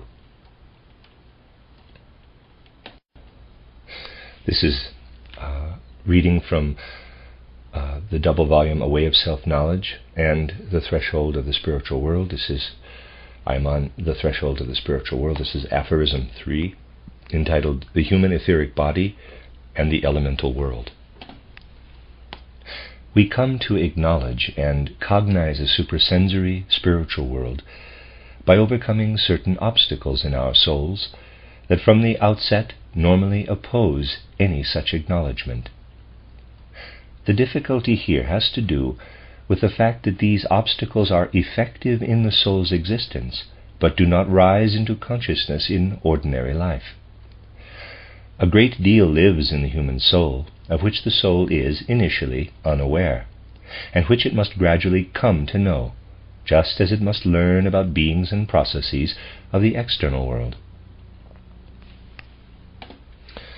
Before cognizing it, the spiritual world is something quite foreign to the soul. It has no attributes that the soul can experience in the sensory world. Thus the soul may find itself facing the spiritual world and see there only a complete nothing. In this case, the soul feels as though it were looking into an endless, empty, deserted abyss. This feeling of facing the abyss, a kind of dread, actually exists in the depths of the soul. At first, the soul is unconscious of these depths. The soul feels only that this experience of dread is related to fear, and that it lives in this fear without knowing it. Not only is what the soul knows important in its life, what actually lives in the soul without its knowledge is also important. When the soul tries to employ thinking to refute or prove the spiritual world, it is not because the reasons it finds are compelling in themselves. It is because it is looking for a kind of anesthetic for the feeling of dread just described. People do not deny the spiritual world or the possibility of knowing it because they can prove its non-existence. They do so because the soul wishes to fill itself with thoughts that conjure away its fear or dread of the spiritual world. To become free from this desire for a materialistic means of anesthetizing the dread, one must have an overview of soul life in its totality. In the study of the soul, therefore, it is important to understand materialism as a psychological phenomenon of fear. This dread of the spirit becomes understandable once we can acknowledge that the processes and beings of the sensory world are the outer expression of spiritual processes and beings. This understanding begins when we recognize that the body that we perceive which is all that external natural science is concerned with, is the expression of a subtle suprasensory body. This etheric body contains the sensible or physical body in much the same way as a condensed kernel is contained in a cloud. Taking the physical body as the first part of the human being, the etheric body is the second member or part. The basis of the life of the physical body lies within it. The etheric body, however, is not separated from the outer world to the same extent that the physical body is. When I speak of an outer world in relation to the etheric body, I am not referring to the physical outer world that we can perceive through the senses.